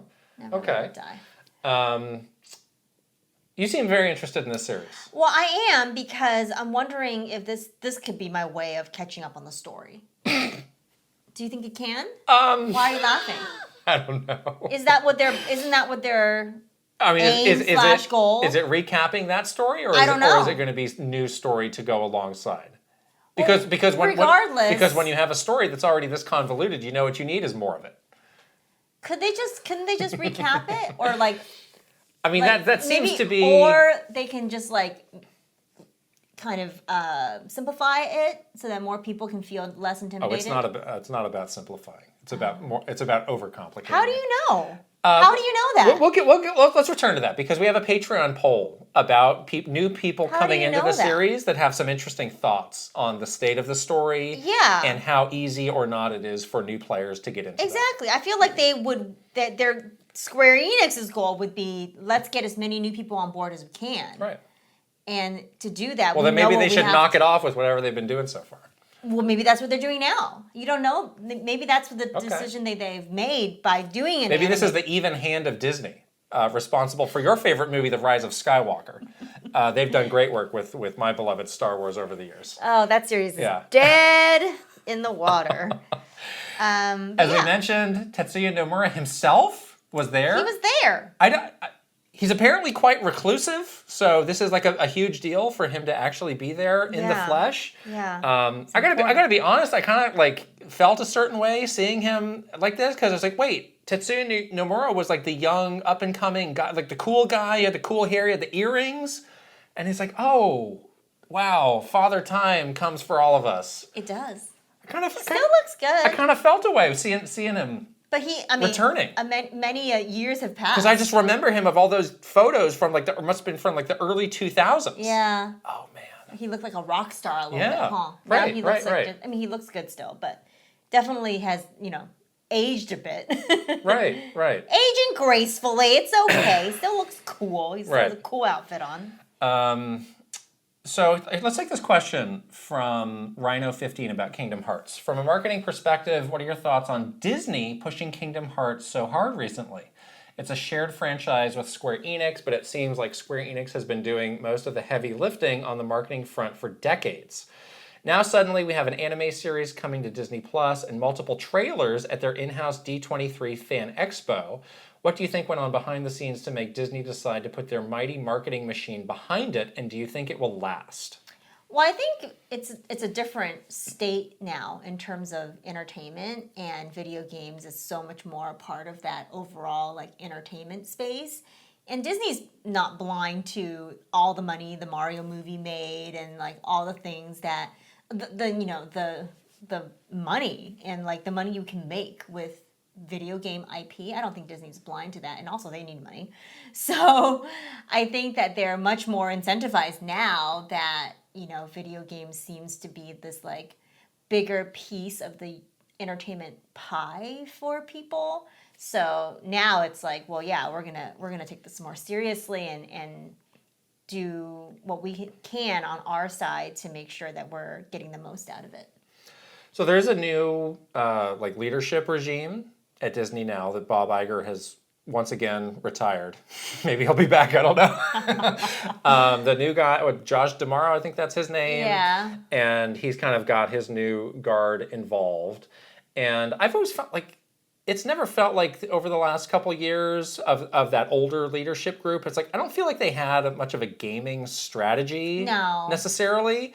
It's like, we're licensing stuff out to teams. But we're like very hands off. It never felt really cohesive. It's like, gosh, like if they really got their act together, like that could be such a powerful new part of the Disney business. And around the end of Bob Iger's whatever, like they did start, like remember how much they invested in Fortnite? Yeah. And they were doing all, there's still, who knows what's going to happen with Disney in Fortnite. They seem to be talking a big talk, but now like Sora is from Kingdom Hearts. He's coming to Fortnite as well. So it does seem like maybe under this new regime, like that is now a bigger priority of like, we got to figure this stuff out. And if they're just like assessing the lay of the land of like, what do we got? Yeah. It's like, okay, well, we have all these IPs that we can make stuff for, but we actually do now have this bespoke gaming brand that is native to games with this great partner who for decades we've been a little hands off with. Let's get more involved and let's make this into a bigger deal. Like I think it's really smart. I think like they see the money is left on the table. Yeah. Like there's money to be made and we want to make it. Like that's like at the end of the day, like I think they from then to now, the biggest difference is like, oh yeah, you can make a ton of money if you do video games right. There's a ton of money to be made there. And it's nice to see because just watching from the sidelines as not necessarily a Kingdom Hearts fan, it has felt very one-sided. Yes. Over the years of like just Square Enix is like kind of doing all of it. Is sustaining this thing and Disney's just signing a contract. Basically. Yeah. So they're very hands off. They're very like almost like they don't want to be involved. They don't want to be associated with it. And Stephen Totilo, he had that story where he went to some conference and he asked Eisner, the old head of Disney, he's like, do you remember why you guys agreed to this game or why did you sign that contract or why this thing got started? He's like, I don't remember at all. Yeah, they signed so many contracts. It was just such an afterthought. Yeah, exactly. It was not important to them. They signed so many contracts. They're focused on so many other things. Yeah, you know? But I mean, the fan base is very big and very passionate. And you have to imagine, like, Kingdom Hearts is responsible for some amount of overall Disney fandom. Exactly. Remaining very fervent. Yes. Disney does a lot. But this is one thing that for a certain segment of fans is really important in the Disney fandom. So I think this is great to see. Hopefully it does continue. And I'm not getting my hopes up, but I would like to see a stronger gaming push just from Disney overall. I like the idea of them kind of tying like their other big entertainment announcements to Kingdom Hearts too. I think that makes sense. Like Coco 2 is coming out, so we're going to have Coco added to Kingdom Hearts. Like, that's cool, Yeah. So there was this big surge of interest over the weekend in Kingdom Hearts. For sure, after all this happened. Yeah, and it's like, came out. Gosh, it's been a while since we've had a big Kingdom Hearts game. It does seem like this is an opportunity, with the game being on Switch 2, it's a possible new jumping on point. So we did a poll on Patreon just asking, like, what is the state of your interest in this series now coming out of the D23 news and over the summer with the new trailer and the Nintendo Direct? And the first 3 games are coming to Switch 2 later this year. So let's go through the results of this and see what people have to say.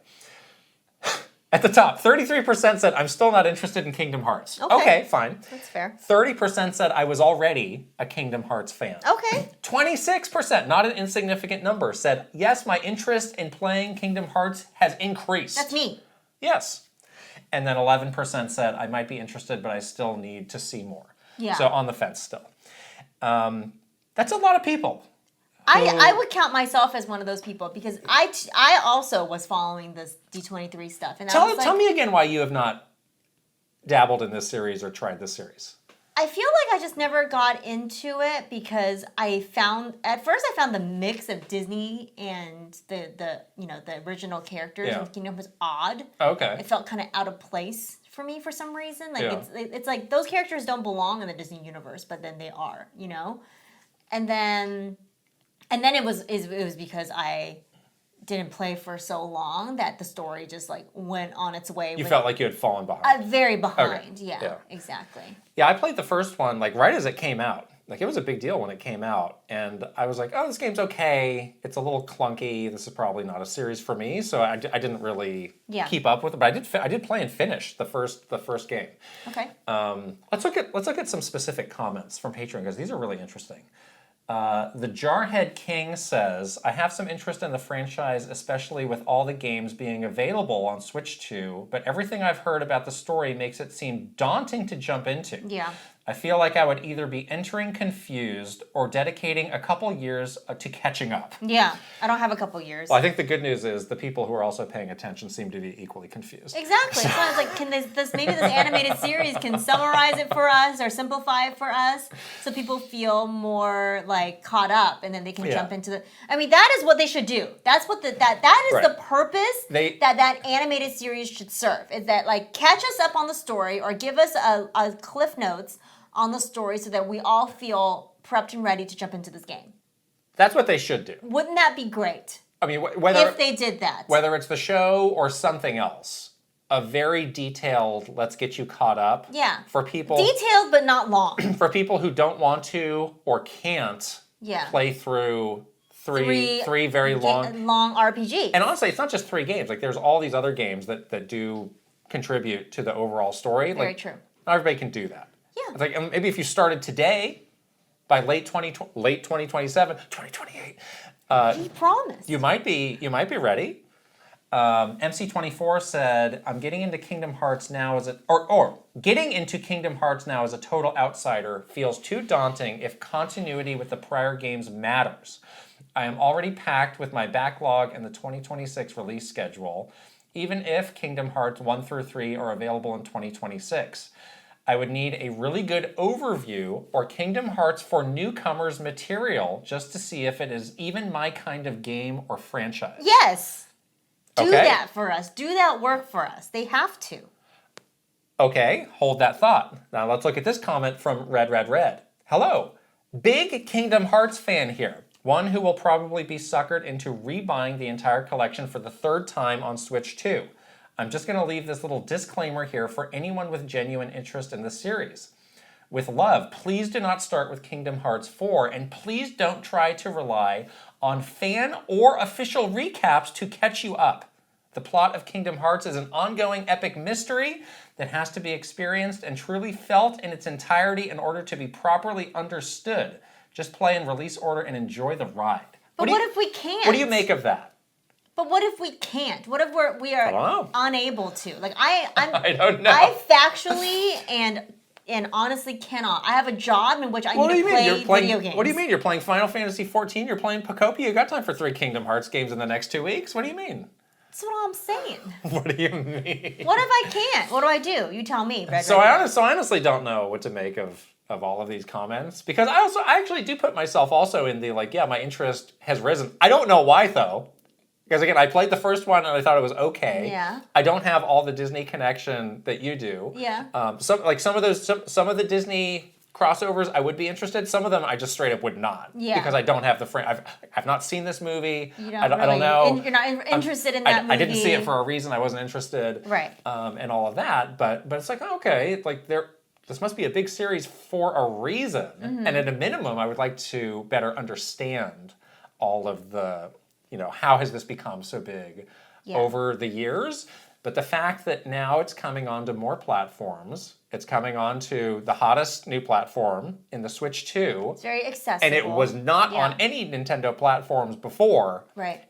And you can't just say, hey, everybody play 3 giant games. Right. If you're Square Enix and Disney, what do? You recap us. With your animated series that's coming soon. Through the TV show. I think so. Okay. I think that is the opportunity. And if they don't take that opportunity, if that animated series is something else altogether that's not a recap and or not a simplified way of catching you up on the story, they failed. Then I'm off. I won't be playing this game. So if they said this is an original story that runs alongside everything else, you would be disappointed? I would be very disappointed. Really? Yes. Oh. Very disappointed. I'm not sure that's what it's going to be, but okay. They need to take this opportunity to do this work. Well, they might do something else. I don't know. Let's see what they do. Do the work, Square Enix. Disney too. Do better, Disney. Yeah, do it. Ow. Okay. That's the opportunity. That's the way to get in front of a ton of new people that are like us, that are like on the fence. Mm-hmm. That got excited from your D23 announcements. Well, then why if you're a dedicated Kingdom Hearts fan, why would you feel the need to watch this anime? Well, maybe you just want to relive it too. You know, it's so fun for you. I want to remember why I was so confused in the first place. You might be so confused. That's why. Many people also pointed out we should have Alexa back on. Yeah. Who is a like 1%er Kingdom Hearts fan. She had a Kingdom Hearts wedding. She did. I think it's a great idea. At Disneyland. I think it's a great idea. It's crazy. I think we should absolutely do it. I'm a little frightened of what we might unleash, though. Can she just? I will sit silently and she can tell me the story. You're just gonna nod. No, I don't say anything. I would just ask her one question, which is she can give you the Kevin Bayliss treatment. Yeah, she'll give me I'll just have a tea and a biscuit. She's just gonna monologue for an hour. And then I'm gonna ask Alexa to just tell me the story of Kingdom Hearts. That's my only No follow-up questions will be allowed. I will not be asking any. You just monologue, and then you just unleash her into giving you the story of, and then we'll just let her go as long as she wants. I think she can go for a long time. Great. Okay. Awesome. All right. Well, we should do that. I think that would be great. I'm not sure now's necessary. That maybe when we get a little bit closer, we should do this. Yeah. Maybe we're around the time of the first 3 games coming out later this year. Do we know later this year? Yeah, later this year. Yeah. Maybe we should do that. Okay. I'm sure she'd be happy to. She would love to tell us about Kingdom Hearts. I think she would like nothing better than to have a captive audience where she can talk about Kingdom Why Hearts. not? Yeah. Why the heck not? Okay.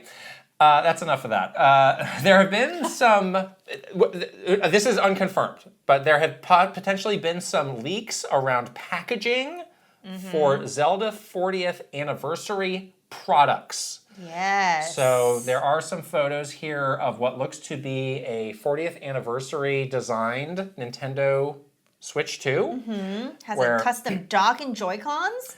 Yeah, the dock has this cool Triforce. I think that dock looks really cool. Does look cool. It's got, the Triforce, and then on the Joy-Con. Looks to be like is it 2 different colors? On the left, so there's a gold Joy-Con on the left Joy-Con. I can't tell exactly what's on the right. Oh, it looks like it's like a gray. It's like a gray Joy-Con there. Yeah. It looks cool. It looks really cool. It looks pretty legit to me. And then also you can see on the box, it's kind of flipped here. Oh, on the next one you can see it better. You do see the 40th anniversary logo where they have like pixel link coming out of the 0 of the 40. Yeah. It's a cool logo and it looks pretty legit. Honestly, it looks very, very official. Yeah, and then on this Pro Controller, it's that same. That Pro Controller looks awesome. You have that thing where you don't like these honeycomb designs. That's kind of what this reminds me of. Does this bother you? Okay. This doesn't bother you. What's that called? This is a Triforce. It's like that fear of like the hexagon. The fear, or does it just make your skin crawl? It makes me uncomfortable. Yeah. Fascinating. But with the crest and everything. This Pro Controller looks cool, don't you think? Is this a 2-color handle situation? Yeah, one is green and one is gray. That's maybe not the best. And I think that's what the Joy-Con is too. The Joy-Con one is green and one is gray. Oh, you think that's what? It's very hard to tell from this photo. Are you colorblind? Oh, you're right. On this one, it looks like you can see it. I think there's also a photo of just the Joy-Con as well. Well, that's a AI rendering of something. You got again. Maybe you should just stay off the internet. Is that really an AI rendering? Are you going to take to Facebook and share your thoughts on it? This is why it's so easy to get fake news, you know. But again, we don't even know if these are real. Yeah. But they certainly look real. They definitely do look real. And this is not an AI. Another reason. This is a photograph. Another reason to think this is plausible is this is around the time that these items would be going to print, going to manufacture. Yeah, for the holidays. Right, and this was always something that was the push and pull of like, when do we announce this thing? When is the risk? Yeah, of for leaks. a leak skyrocket? It was always when something went to a printer, went to some third party. Exactly. So and for the fact, right, so for there to be things like this, it could definitely be a real deal. It's interesting because, I was like, is that, anniversary direct happening when you were gone last week? Now it's like they could do that thing where they put it with the potential like September direct, like they did with the Mario last year anniversary. So they could do that again. Sure. And then that's when these will get announced. Sure. So that makes sense timing wise. Sure. Are you gonna get these? The fact that you just pointed out that the 2 color side, I don't like the look of that. You don't like it? No, I've never been a game specific console person. Even though this is more general to Zelda. It looks really cool. I play a lot of games on that Switch too. So I do like the dock. I wish they would sell that dock separately. looks amazing. That would be really cool if they sold the dock separately. The dock looks super cool. Yeah, they won't. So you wouldn't get it. You don't even own a Pro Controller, do you? I don't own a Why Pro not? Controller. I don't play on TV mode. Sometimes you do. With your pillow, you could use that. You're gonna. What? Like the thing that they made you do at the end. This is not a spoiler. The end of Splatoon Raiders. I was like, oh, this is gonna wear out some Joy-Con. Oh yeah. You gotta be careful with those Joy-Con. The Joy-Con are chintzy. When I saw your Switch, it was like, oh, the paint on the buttons is already like coming off. Like it's barely been a year. I know. I use it every day, almost every day. Maybe you should get a Pro Controller. But I don't know. You need the longevity. You're gonna be mad when that thing. Well, I could just get new Joy-Con. Those are so expensive. How much are they? It's like $100. Those things are not cheap. Joy-Con's $100. I mean, Pro Controller is $100 too, isn't it? It's made to last. Is it really? It definitely feels a lot sturdier than a Joy-Con. I kind of like the anniversary Pro Controller. All right, well, you should get that. Oh, look at that. Even like on the right stick, this gold. Yeah. That goes into the base of the stick or whatever. And the crest looks really nice on this one too. Yeah. I like it. So we'll see what comes of this, or if these end up being real. So just take it with a grain of salt. Yeah. And there is other stuff floating around, but I don't think that came from the same source. As this. Yeah. That's what I'm saying. Every day, more things get leaked around anniversary things or like the movie. It just feels like news is coming. Is there going to be anything left? No. By the time they actually, I thought we already knew because of an amiibo. Because we think it's November 12th. Because of a Kirby amiibo. Oh, I forgot about that. I thought we already knew. We can see gameplay. We'll finally. I've seen the Unreal Engine remake of Ocarina. Stop it. What else do I need to see? I've seen it all. You're ruining it. I've seen it all. I think you'll be excited when you see the gameplay. Right. I was excited when I saw these Donkey Kong Challenge cards. You were? I was a little excited. I was not excited. So this is an interesting thing. So a while ago, they did, through Nintendo Switch Online, this Donkey Kong Challenge, which seemed to be like a Nintendo take on achievements. Yeah. Where it was like, do these across a lot of Donkey Kong games, not just Bonanza, but also through older games. NSO and stuff. That are available through NSO, and you could unlock these like virtual trading cards that you could get. And now they are taking those cards and they are making physical cards that you can get. You can get 39 cards, 24 for Donkey Kong Bonanza and 15 for the Nintendo Classics titles. You have to complete the challenge by September 1st, and you can...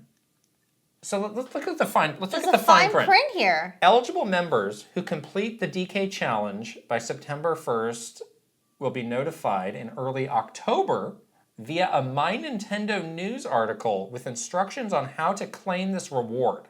The offer is available only to eligible players in the United States. So people are mad about this. Oh no! I don't know why.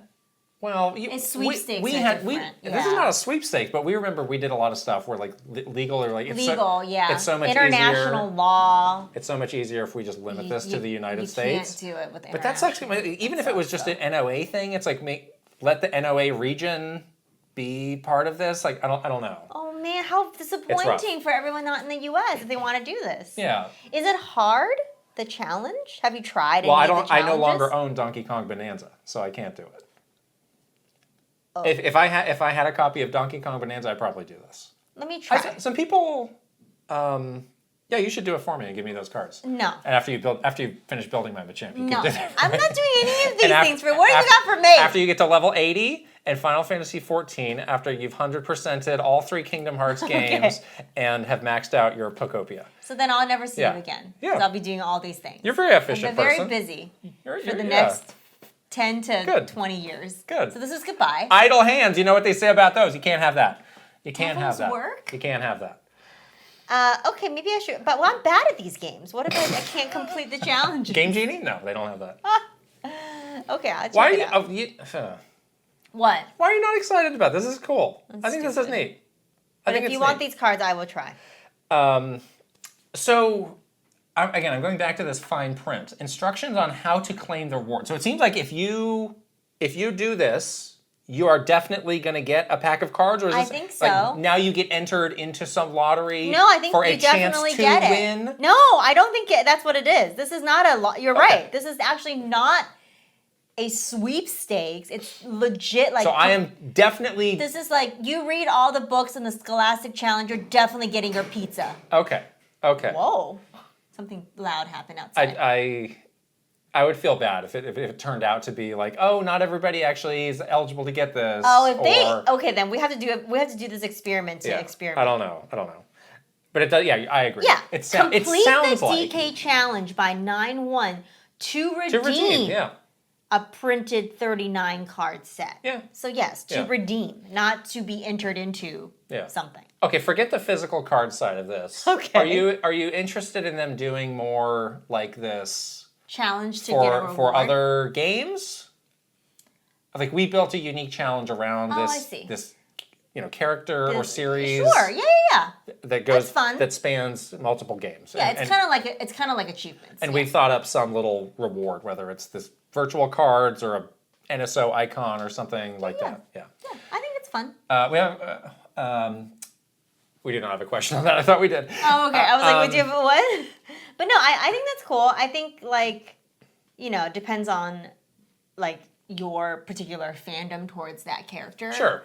And stuff that would incentivize people to do it. Yeah. But I think it's a fun way to take on the idea of achievement. Yeah. I mean, this is very clearly an experiment by Nintendo of America of what if we did have, because that's been a question that's been going for now decades, which is whoa, what if Nintendo did achievements but the Nintendo way, trophies? But the Nintendo I remember that coming up multiple times. Literally my first week there. Yeah, somebody asked that question and got smacked hard. Yeah. We should do achievements. And they got the 15-minute monologue of how they were a moron. And again, done in a Nintendo way. This is a Nintendo take on the idea of achievements or trophies that is just different enough that they can say we're not doing the exact same thing. And it is. Yeah. It is very differentiated. It's interesting that this is now spanning multiple games. I thought this had run its course because it was the digital version that happened a while ago, and now for them to revisiting with these cards, I wonder what maybe they just couldn't get the cards ready in time. These physical goods can take a long time, a lot longer than you think to get ready. They have to test them for toxic chemicals. Right, and things so maybe they weren't sure that they could do it. But I do wonder how they're looking at the data for this. Yeah. How are they tracking everything, I wonder? Well, it's all through, it's all through NSO. Through your NSO. Yeah, you register everything through NSO. And remember there's that NSO dashboard. I almost never click on that. On the Switch 2, there's that NSO dashboard where you can do stuff. So they must be looking at that, okay. Yeah, so it's all coming through that. It's a good way to use some of the other tracking features that they already have. And I wonder, if NOA successfully does this. If they tabulate all the data and they're like, oh my gosh, this was a huge hit. If they take that to NCL, what are they going to get any sort of response? Be like, we don't care. We don't care. You can keep doing this, but we don't care. We don't care. Yeah. We're not gonna natively add this. We're doing to something. We're games. busy with other things, or this is not. We don't think this is something that moves the needle. They don't want us to collect 3,000 Koroks in the next Zelda game, and the Korok challenge. They don't want to give us. We'll send you your own Korok poop. What, gold poop? Yeah. If you collect 5,000 Koroks. Yeah. We're going to be spray painting some dookie. I feel like people would do it. I mean, I would kind of want that, actually. See? You could do that for me. Why do I have to do everything? Because I'm not doing that. Are you kidding me? You do it. You will have my You're so eternal... smart. That's not about being smart. You'll have my eternal appreciation. I won't do it. We have another question from Adam. The other day, I just finished up playing through Lego City Undercover on the PlayStation 4. Wow. It's a pretty funny and fun take on GTA with a nice, sizable world to explore and plenty of challenges to do around the city. I wondered why most people don't talk about this game a lot and why they never bothered following up on it, and then I remembered that this originally came out for the Wii U as a console exclusive with a companion game launching the same time on 3DS. This was positioned as a big release for Nintendo back in 2013, with the Wii U version even including multiple Nintendo Easter eggs not present in the multi-platform versions.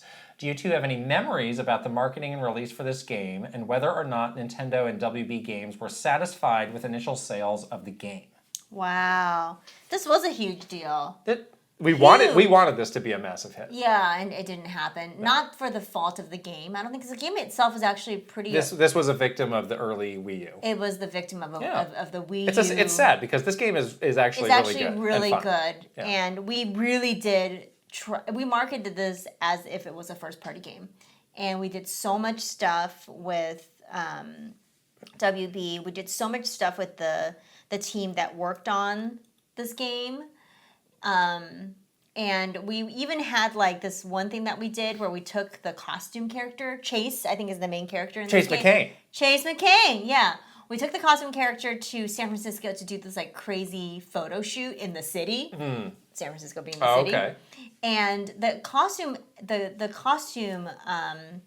actor that we hired was like a little bit too tall for the costume. And so like Chase's head, which is like the big Lego head, didn't sit like super securely on the costume character, and he was like walking around San Francisco taking photos, and the head fell off and rolled down this hill and got really damaged.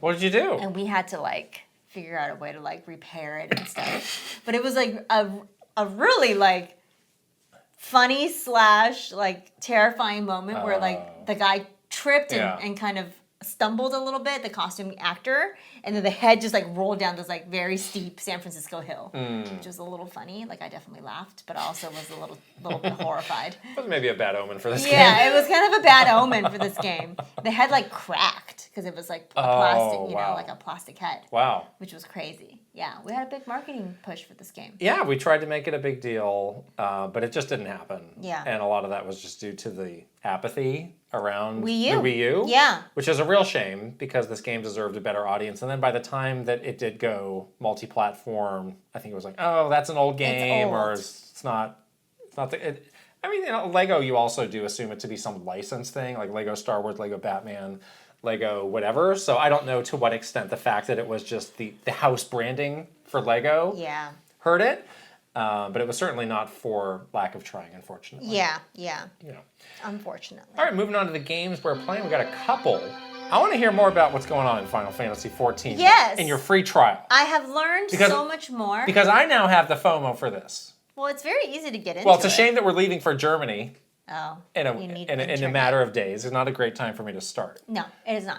But the barrier to enter, unlike other games, is quite low for this, I will say. Like, that is a really cool thing with this game, that there is a free trial that exists with hundreds and hundreds of hours of content for you to just try for free.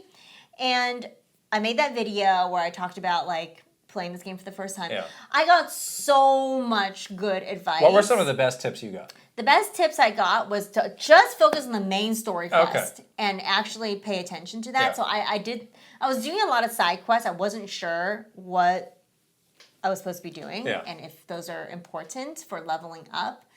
Those were very important in WoW. Like, you do a lot of side quests in WoW. That was your main way of, like, sort of leveling up and finding items, like important items and meeting important characters. And someone told me, they were like, yeah, that's not as important, or not important really, in Final Fantasy XIV. Like, just stay focused on the main story quest, and that's your main way of leveling up, and main way of being told a story, which is it is interesting if you're paying attention to the main quest, and you do get more things will unlock for you. So that's what I've been doing. I've refocused on the main story quest. I also did this thing where this was clutch, where you can go into your settings and change it so you don't see everybody's character names. Oh yeah, because that clutters screen was so cluttered and so overwhelming. It's just the names. Yeah. Okay. So that was a huge relief. Yeah, you can change your UI. You can change in the UI. You can change it so you can see specific things, and that helped me a lot because I was just getting like my eyes. I did not know where to look, and it was getting kind of confusing. So that was great. The main story quest is really good and definitely getting more interesting now that I've leveled up a little bit more and started to get outside of like the main city area and getting into more of like the other like areas of regions in this main world. Can you talk a little bit about how the story is delivered in this versus any other Final Fantasy game?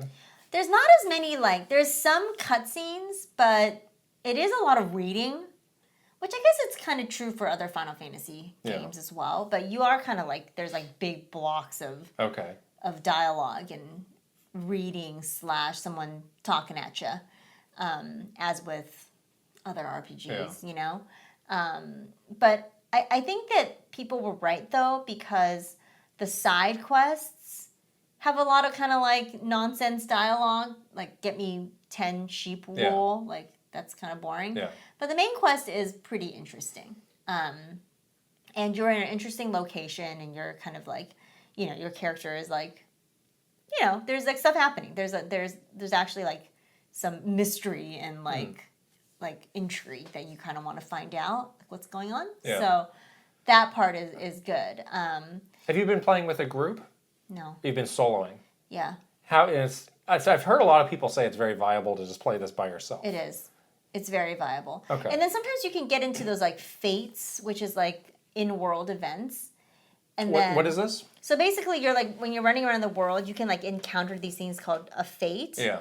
Which is like an in-world event that happens. And if you're close by to it, usually it's like kill all the enemies in this area and help out this like NPC or something. And other people are in the area with you. Typically people would just kind of naturally gravitate toward together to like do the little fate, and you each get like rewarded. And like depending on how well you do get like ranked. So like if you took down the most enemies out of that random group of people that was doing that event, then it'll be like gold medal for you and you get extra rewards. So that's pretty cool that they basically like have that as kind of a way for you to, if you're playing a lot of this stuff by yourself, that is a way for you to like encounter people and do it in a very like, I'm not gonna like get into like a group with you for like a long time, but we're still in the world together and experiencing things together. Because one of the things I'm having a hard time reconciling is the emphasis on the story, but then also like would playing in a group diminish that? Well, it's kind of like playing Diablo. Yeah, and I know nobody's caring a lick about the story. It's like bam, bam, bam, on to the next thing. Boom, I boom, don't boom, do that. Go so fast, go so fast. I don't do that. I don't know. I definitely paid attention to the story. Or like people are like, if it's like people are reading at different speeds. It's like, come on, hurry up, we got to get going. It's like, okay, fine, I'll click out of this, and I'm going to miss out on the story. Like, it seems like playing solo for the story beats is almost maybe the way to go. I don't know. Yeah, I don't know. I feel like you could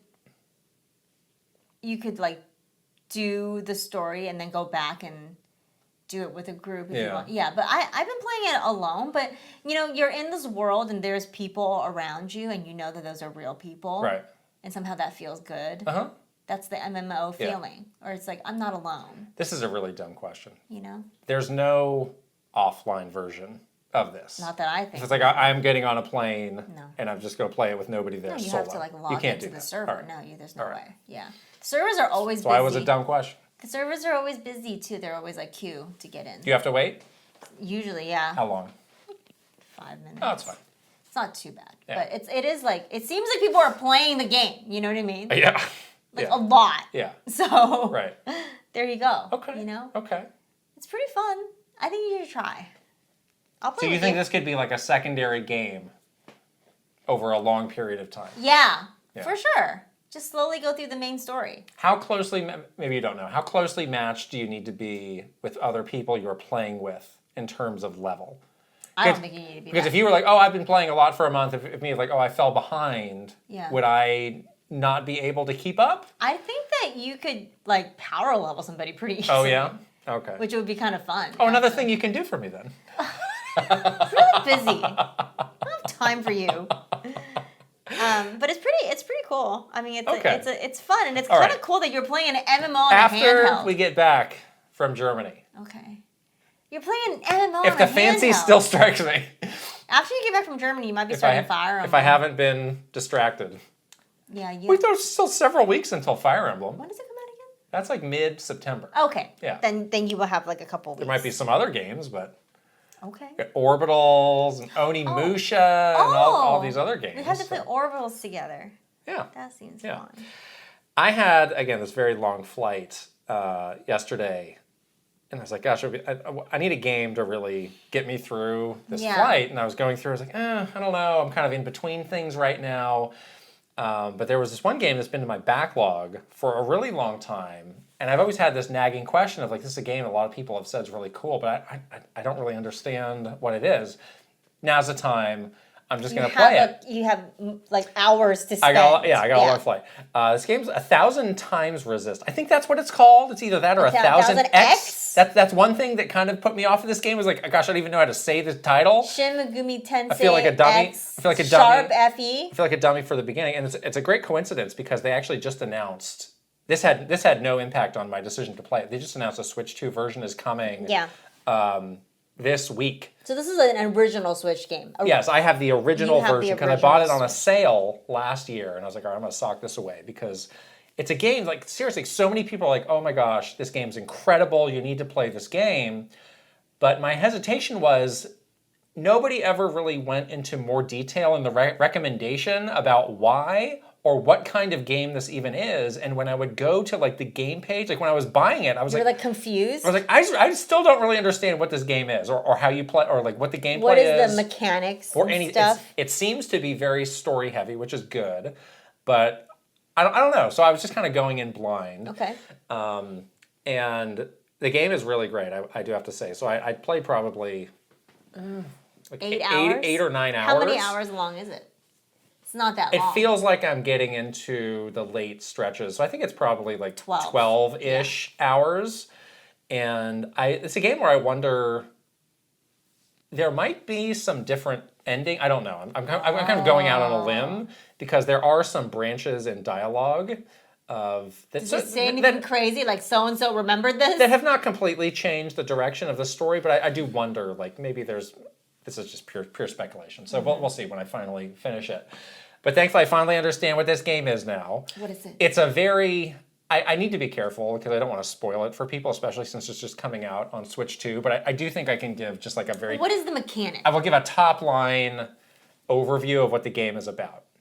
So it's a narrative-first adventure game. So you're just running around and mostly talking to people. Like there are some other things that are interactive, but that's really... Are you fighting? No.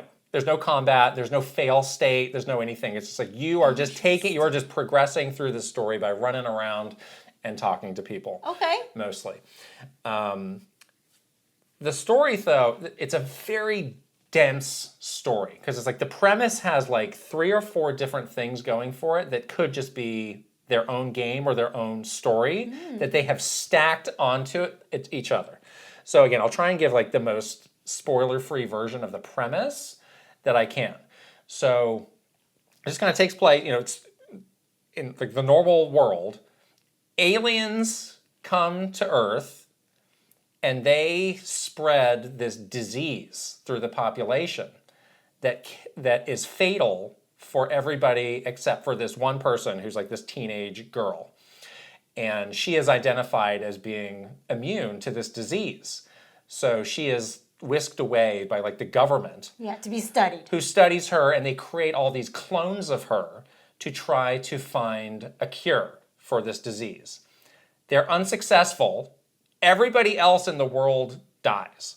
So it's just her and these clones. Whoa. And she creates this new society with just these survivors, herself and her clones, where she is now a god. And everybody worships her. She is the All-Mother, because she is the All-Mother. She is. Like, she is the person from which all of these other beings have been created from. Yeah. So I'll stop there, because that's just the base. There's a lot of things that happen from there. There's a lot of time skipping of like flashbacks. Okay. That's a big part of it, because the person that you play in the society, she's known as the Watcher, where it's like her job is basically to study all of these things through the history of the All-Mother and be like this hub of information. Okay, like a historian. Yeah, so there are times where you flash back all the way to like her with her family. Yeah, before the aliens. Her at school, and like realizing like, oh no, there's this disease that's like coming around. Like, we all better be careful. Okay. And I think this game, like, they got the idea to make this game during the pandemic, so it's like it's very clear there was like there's like a pandemic kind of parallel. Who made it? It's this independent studio. They're in I think they're from Vancouver. Vancouver, okay. It's definitely Canada. But I think a lot of the developers have a background of coming from Hong Kong, because there is a Hong Kong element in the game. The family, like the girl and her family, they immigrated from Hong Kong to Canada. Okay. And there is actually a major story component around that. Interesting. That feeds into some of the motivations of the characters. Again, I won't go into detail on. But it's a very gripping story. What's the art style? It's a little it's kind of like Xenoblade on a budget, on the world's tightest budget. The visuals, at first I was like, this game looks kind of bad, and I don't know if that was just me playing on the Switch version versus a more capable system. But the more I played on, I was like, no, there's actually some really good art direction here. Okay. But there are also times where the graphics just look really basic. I don't think this team had a lot of background in games. This is like, I think they worked in other types of art, and they're like, we're in the pandemic, we can't do these things. Let's make a video game. Yeah, let's just try and tell a story that way. So it definitely has some. There are definitely moments where it's like visually I was impressed, and there were other moments where I was like, this looks terrible. To be completely honest. The Switch 2 version will fix it. So I'm glad to be playing while that is happening, so that I can compare it, and contrast. But yeah, it's very ambitious in terms of the storytelling, because of those things. It's like, okay, a story about a pandemic, we can make a game around that. Aliens have come, that we can make a story around that. Clones. Oh, this new futuristic society where people worship humans, clones worship humans as gods. Like, you can make a whole game about that. Sounds really good. All of these things. And then there's all the other stuff beyond that happens that's very spoilery that I don't want to get into. Like this is the game they should make some miniseries. Like the HBO miniseries of this would be crazy. It would be so good. It would be amazing. Apple TV, get on it. Oh, Apple TV, this could be an Apple TV You're getting some Emmys with this. You get some artsy. You are getting some Emmys You're for casting, this. like the unknowns to play like some... Right. Yeah. Right. Now we're talking. The game, though, it does, like the first hour to 2 hours, you're going to be a little bit lost, because there's no like... Go this way? There's no like prologue of here's the Star Wars crawl of what's happening. It just kind of throws you into it. And you're in this world, like I have no idea what's going on. I don't have a clue what's going on. But since I was on this airplane, I was like, well, I guess I'll just keep going. Yeah. You just kind of have to keep going, and it will eventually make more and more sense. I think they intentionally... For you to unfold this space out the story for you to get it. But there is a potential for people falling off, I think, in the first 2 hours, because it's like, this is just completely over my head, and it seems like it's never going to become more clear. It will. I'm excited. It definitely will. I really want you to play this. It looks good. I would really like to do a spoiler cast on this game, if we can find a way. I think it's really cool. I don't think this team has announced a new game or a new project or anything, but I'd definitely be interested. I'm interested in the TV show. Yeah, that doesn't exist? They should sell the rights. They really should. Apple TV, come on knocking. They really should. Sell the rights. It would be very cool. Wow. Wow, those are the games we're playing. Let's take one more question from Cyan here. Throughout your careers, you both have had incredible opportunities to bump shoulders with people at Nintendo, Capcom, Konami, Square Enix, Rare, Yacht Club, and many others. Is there anyone in the video game industry you have yet to meet and would like to share a drink with? Toby Fox. Toby. Why? That's my number one. Tell me why. I don't know, I find him fascinating. He's a mystery. He is a mystery, don't you think? Okay. Yeah. I would love to just pick his brain. Like, I like reading his newsletters just because it feels like you're getting a pretty good glimpse into what he's thinking, what he's about, and what he finds to be important and whatever. But just to have like a conversation with him about everything that he's done so far would be fascinating. Yeah. I think it'd be awesome. There's a lot of options. I think I would say near the top of the list, I think Phil Spencer would be really interesting. Oh, Phil Spencer. Especially now. Now that he can be non-filtered. If I could get the real story. Yeah, you want to be like happened. 2 drinks in with Phil Spencer and then have him like spill the beans. Exactly. Give me the goss. I think that would be really interesting. But I also think he obviously made a lot of mistakes along the way. Yeah. Everybody's human. But for me, I do find him to be a sympathetic figure because I think his heart was in the right place. He reminds me of a lot of the Nintendo executives in a way. Yeah. Like a Doug Bowser type or somebody like that where it's like publicly people have blamed him for a lot of things. Like people blame Doug for a bunch of stuff too. But he was actually in charge of the business. I mean, yes, he was actually in charge of the business, but he also had overlords that he was answering to. Sure. And, it's just business is a complicated thing. It's not always his decision. Yeah. But he is the public face of this thing and people don't know who to blame. So they can only blame the person they know. Yeah, and I think also, you cannot deny but he does seem like he has a good heart and that he was someone of at least some moral standing. Right. And also somebody who actually cared about games. Yeah, well. Exactly. Every now and then, his gamer score will get out there, and it's like, whoa. No, he's playing games, and he does love this. He loves this medium, and he loves this industry. And I think that's an interesting thing of how do you balance your love of games with the business side of the very cold realities of corporate running life. This kind of business, especially at a place like Microsoft, where at the top it is extremely cold. Yeah, and just tell me about the numbers on this Excel spreadsheet. Exactly. At the top, it's not like how the people feel about getting these achievements. It's like this Excel spreadsheet is the top. That's a really different thing. Right. Right. So I think on a lot of levels, it would be really interesting to talk to him and just kind of go into detail on some of those things and just get an unfiltered response on a lot of those. That would be really cool. The other thing, too, is ever since, we've had more conversations with people like Kevin Bayliss and people that have worked on games, worked in studios, and maybe they're not a public-facing figure, but they've had such important contributions and they have so many stories that they can tell. I don't know who those people are because it's hard to find the behind the scenes people when they're behind the scenes. Right. But there's got to be tons of those people that I would love to talk to them about their work on certain things or I lived through this one specific era and this is what it was like. That is stories that you would have to work to uncover. And people that you have to work to identify, but that would be pretty cool as well. Yeah. Don't forget to check us out at patreon.com/Kit and Krysta. Get early access to our Gamescom vlog. Yes. Early access to next week's podcast with Pete from Nintendo Power. Mm-hmm. I did a really cool behind the scenes on my trip of just a little travelogue of some things that I had saw some seen video and done game and things, picked right? up. Yes, I've finally got that Goemon. I showed that off. It was kind of a ho-hum unboxing. Really? There was nothing inside. Well, did you play the game yet? Yeah. And I still don't know Japanese. But you just don't know. Okay. It's a lot of Goemon. I'm excited to have it. Goemon, yeah. Yeah. All right. Well, there you go.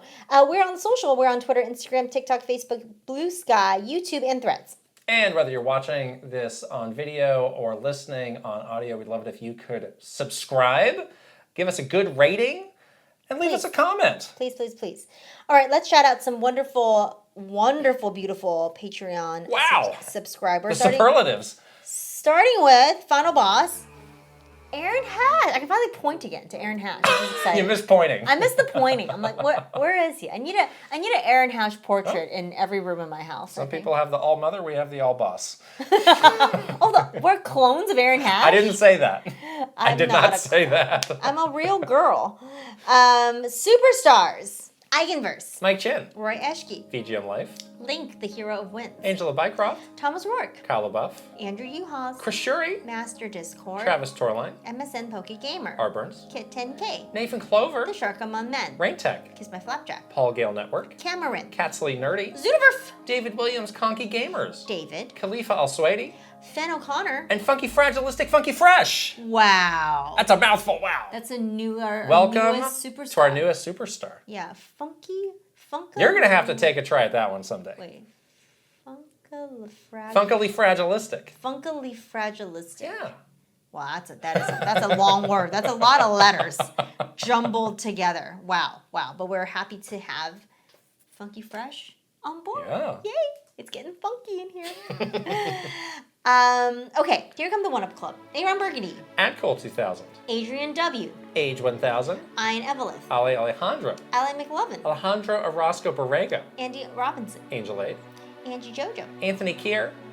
Ristu. Art 64. Artisan 64. Astro Dev. Asurax. Awesome 46. Beano. Barnstorm. Bates. Berserker. Bob Cleffin. Boost Toast. Brandon Kavapel. Brovac Novak. Cashew. Cedric Benson. Chedier. Shelly Squirrel. Kai X. Crispy Saurus. Christopher Lay. Chunky Conga. Colin Finnegan. Cool Blue. Connor. Cosmic Titan 718. CP Coaster Lover. Captain Alex. C Roper 17. Cruz and Garza. Signbolt. Daffers.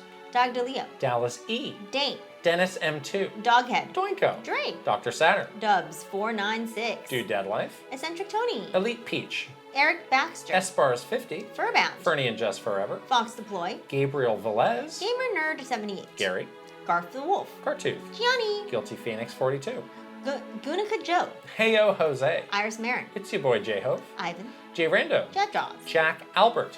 Jahari Garcia. Jake the Snake 22X. Jameson Eisenberg. J Bar. Jerry 92602. Jim Wakeland. JLP Second. Joe Encarnacion. John Diaz. Jonathan Rowe. John Cowboy. Jordan Hemmerly. Joris. Joshua Clements. Gigifruit. Justin Lemminger. J Wolf. Kaylin. Kitty Eastep. Kawa 2796. Kevin Delane. Katrina. Kay Hooper. Kilo Kibo. Christy Eckert. Kyle Gamerberry Rookie. Kyle 325. Kyle Ketzer. Larry Fitzpatrick. Lazy Cat for Coffee. Leah Rao. Lex. Lytton. Logan Affleck. Luke Hayabusa. Luna B. Lynn. Macho Potato. Mac the Cat. Mad Dog 5981. Magnificent Easy G plus Callie Marie. Mario Man 392. Marky Man 64. Mary Cohen Colson. Mateus. Maverick Nate. Megan. May plus Leon. Michael Mazer. Michael Wong. Mikey Macaroni. Mr. Ryan 07. Motomania. Mr. Andy Paul. Mr. Beans and Dip. Mr. Bendu 101. Mr. Underscore. Mytran. Nasir. Naif E. Nigbia Reeves. Ninbendo 64. Ninja 11. Ninja Black Belt. Nova Roo. One of a Kind. Orion. Pangy. Patrice Millette. Pave the Way. Peach Booty. Pedro Coronel. Paramar. Prime Factor. Prince Charmless. PS Switch. Punky. Quintet. Reckless Thomas. Rob M. Rob O. Rob Y. Robbie DLC. Romsky 113. Rocks. Ryan Haas. Rhinetta. Salkin 20XX. Scott Seward. Sebastiano Garase. Sharif Jackson. Shinryu. Shiny Elizabeth. Slowbro. Shump. Schnazzle. Spacey Poo. Spicy Munchkin. Star Fox Jubilation. Stuart Radley. Swambow. Pseudo Priest. Sharitak. 21 Sick Productions. Tales of Link. Talika Tamar rhymes with Hammer. Tanuki Dragoon. Tay 120 and 64. Tamer rhymes with Hamer. Teal Fox 64. The Cakers. The Quiet One. Thomas Alvarez. Three Rivers. Torcheeks. Totally Joe Ed. Totomaru. Trajowie. Trevor Collins. Tug's Puppy Bear. Tusku. Ty Bear the Bear. Tyler Geist. Victor MK. Vig Mictor. Oh no, I lost it. Video Games. Viridian. Virtual Bot. Waffles. WG Grizzy. Wicked Davy. William George. Yenny. YJ Choi. Zach. Zelgarov. Zapati. Zero Link. And Zubari Fentaz. See, no ill effects of jet lag at all. You did it. None. You're okay. You even know how to say timer. After I get to Germany, though. Hammer. No promises. Because you'll be eating a giant hot dog? Or a giant... How many time zones in a week can a fella have? Well, you're it's not. A lot of time it's zones. The next week. We're leaving this weekend. That's the next. We're leaving on Sunday. That is the following okay. week. Okay. You just get on board. Okay. Melatonin. I'm getting on board. Of the airplane. Yes. Get on board. I have some bad news for you. What? The Kitterati in the summer games. Oh, you can't wait to do this. And what's your contribution to all this? Encouragement. Cheerleading my team with my wonderful good thoughts. You want to talk about the All-Mother? Here we go. Thoughts and prayers. Here we go. Thoughts and prayers.